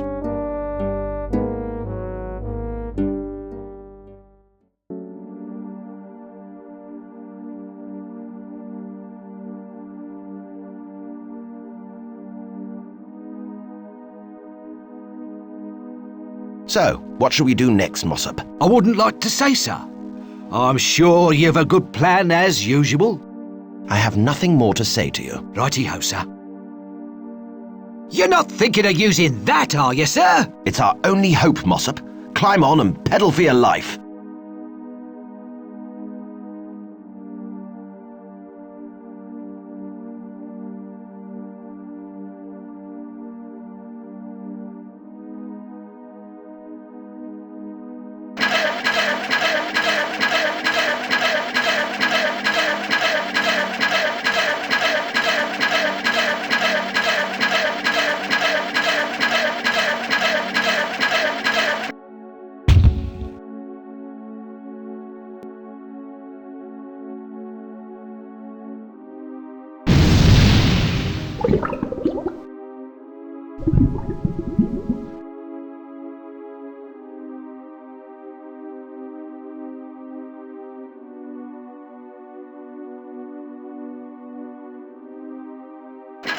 We made it, sir. We were in the direst peril, but you saved us, and indeed, the whole of mankind. I simply did what any English gentleman would have done, Mossup. Now, keep your speed up. We might be able to make it to the mainland in time for tea. Certainly, sir. But I'd just like to point out that this is a tandem, and there is room for one more person in the peddling department. So there is, Mossup. I suppose it would make it easier for you if someone were to help propel this vessel. It certainly would, sir. Maybe I could help. That's exactly what I was thinking, sir. Capital. I will see about getting another manservant the moment we reach dry land. All the more reason for you to hurry up then, isn't there? Yes, sir. Thank you, sir.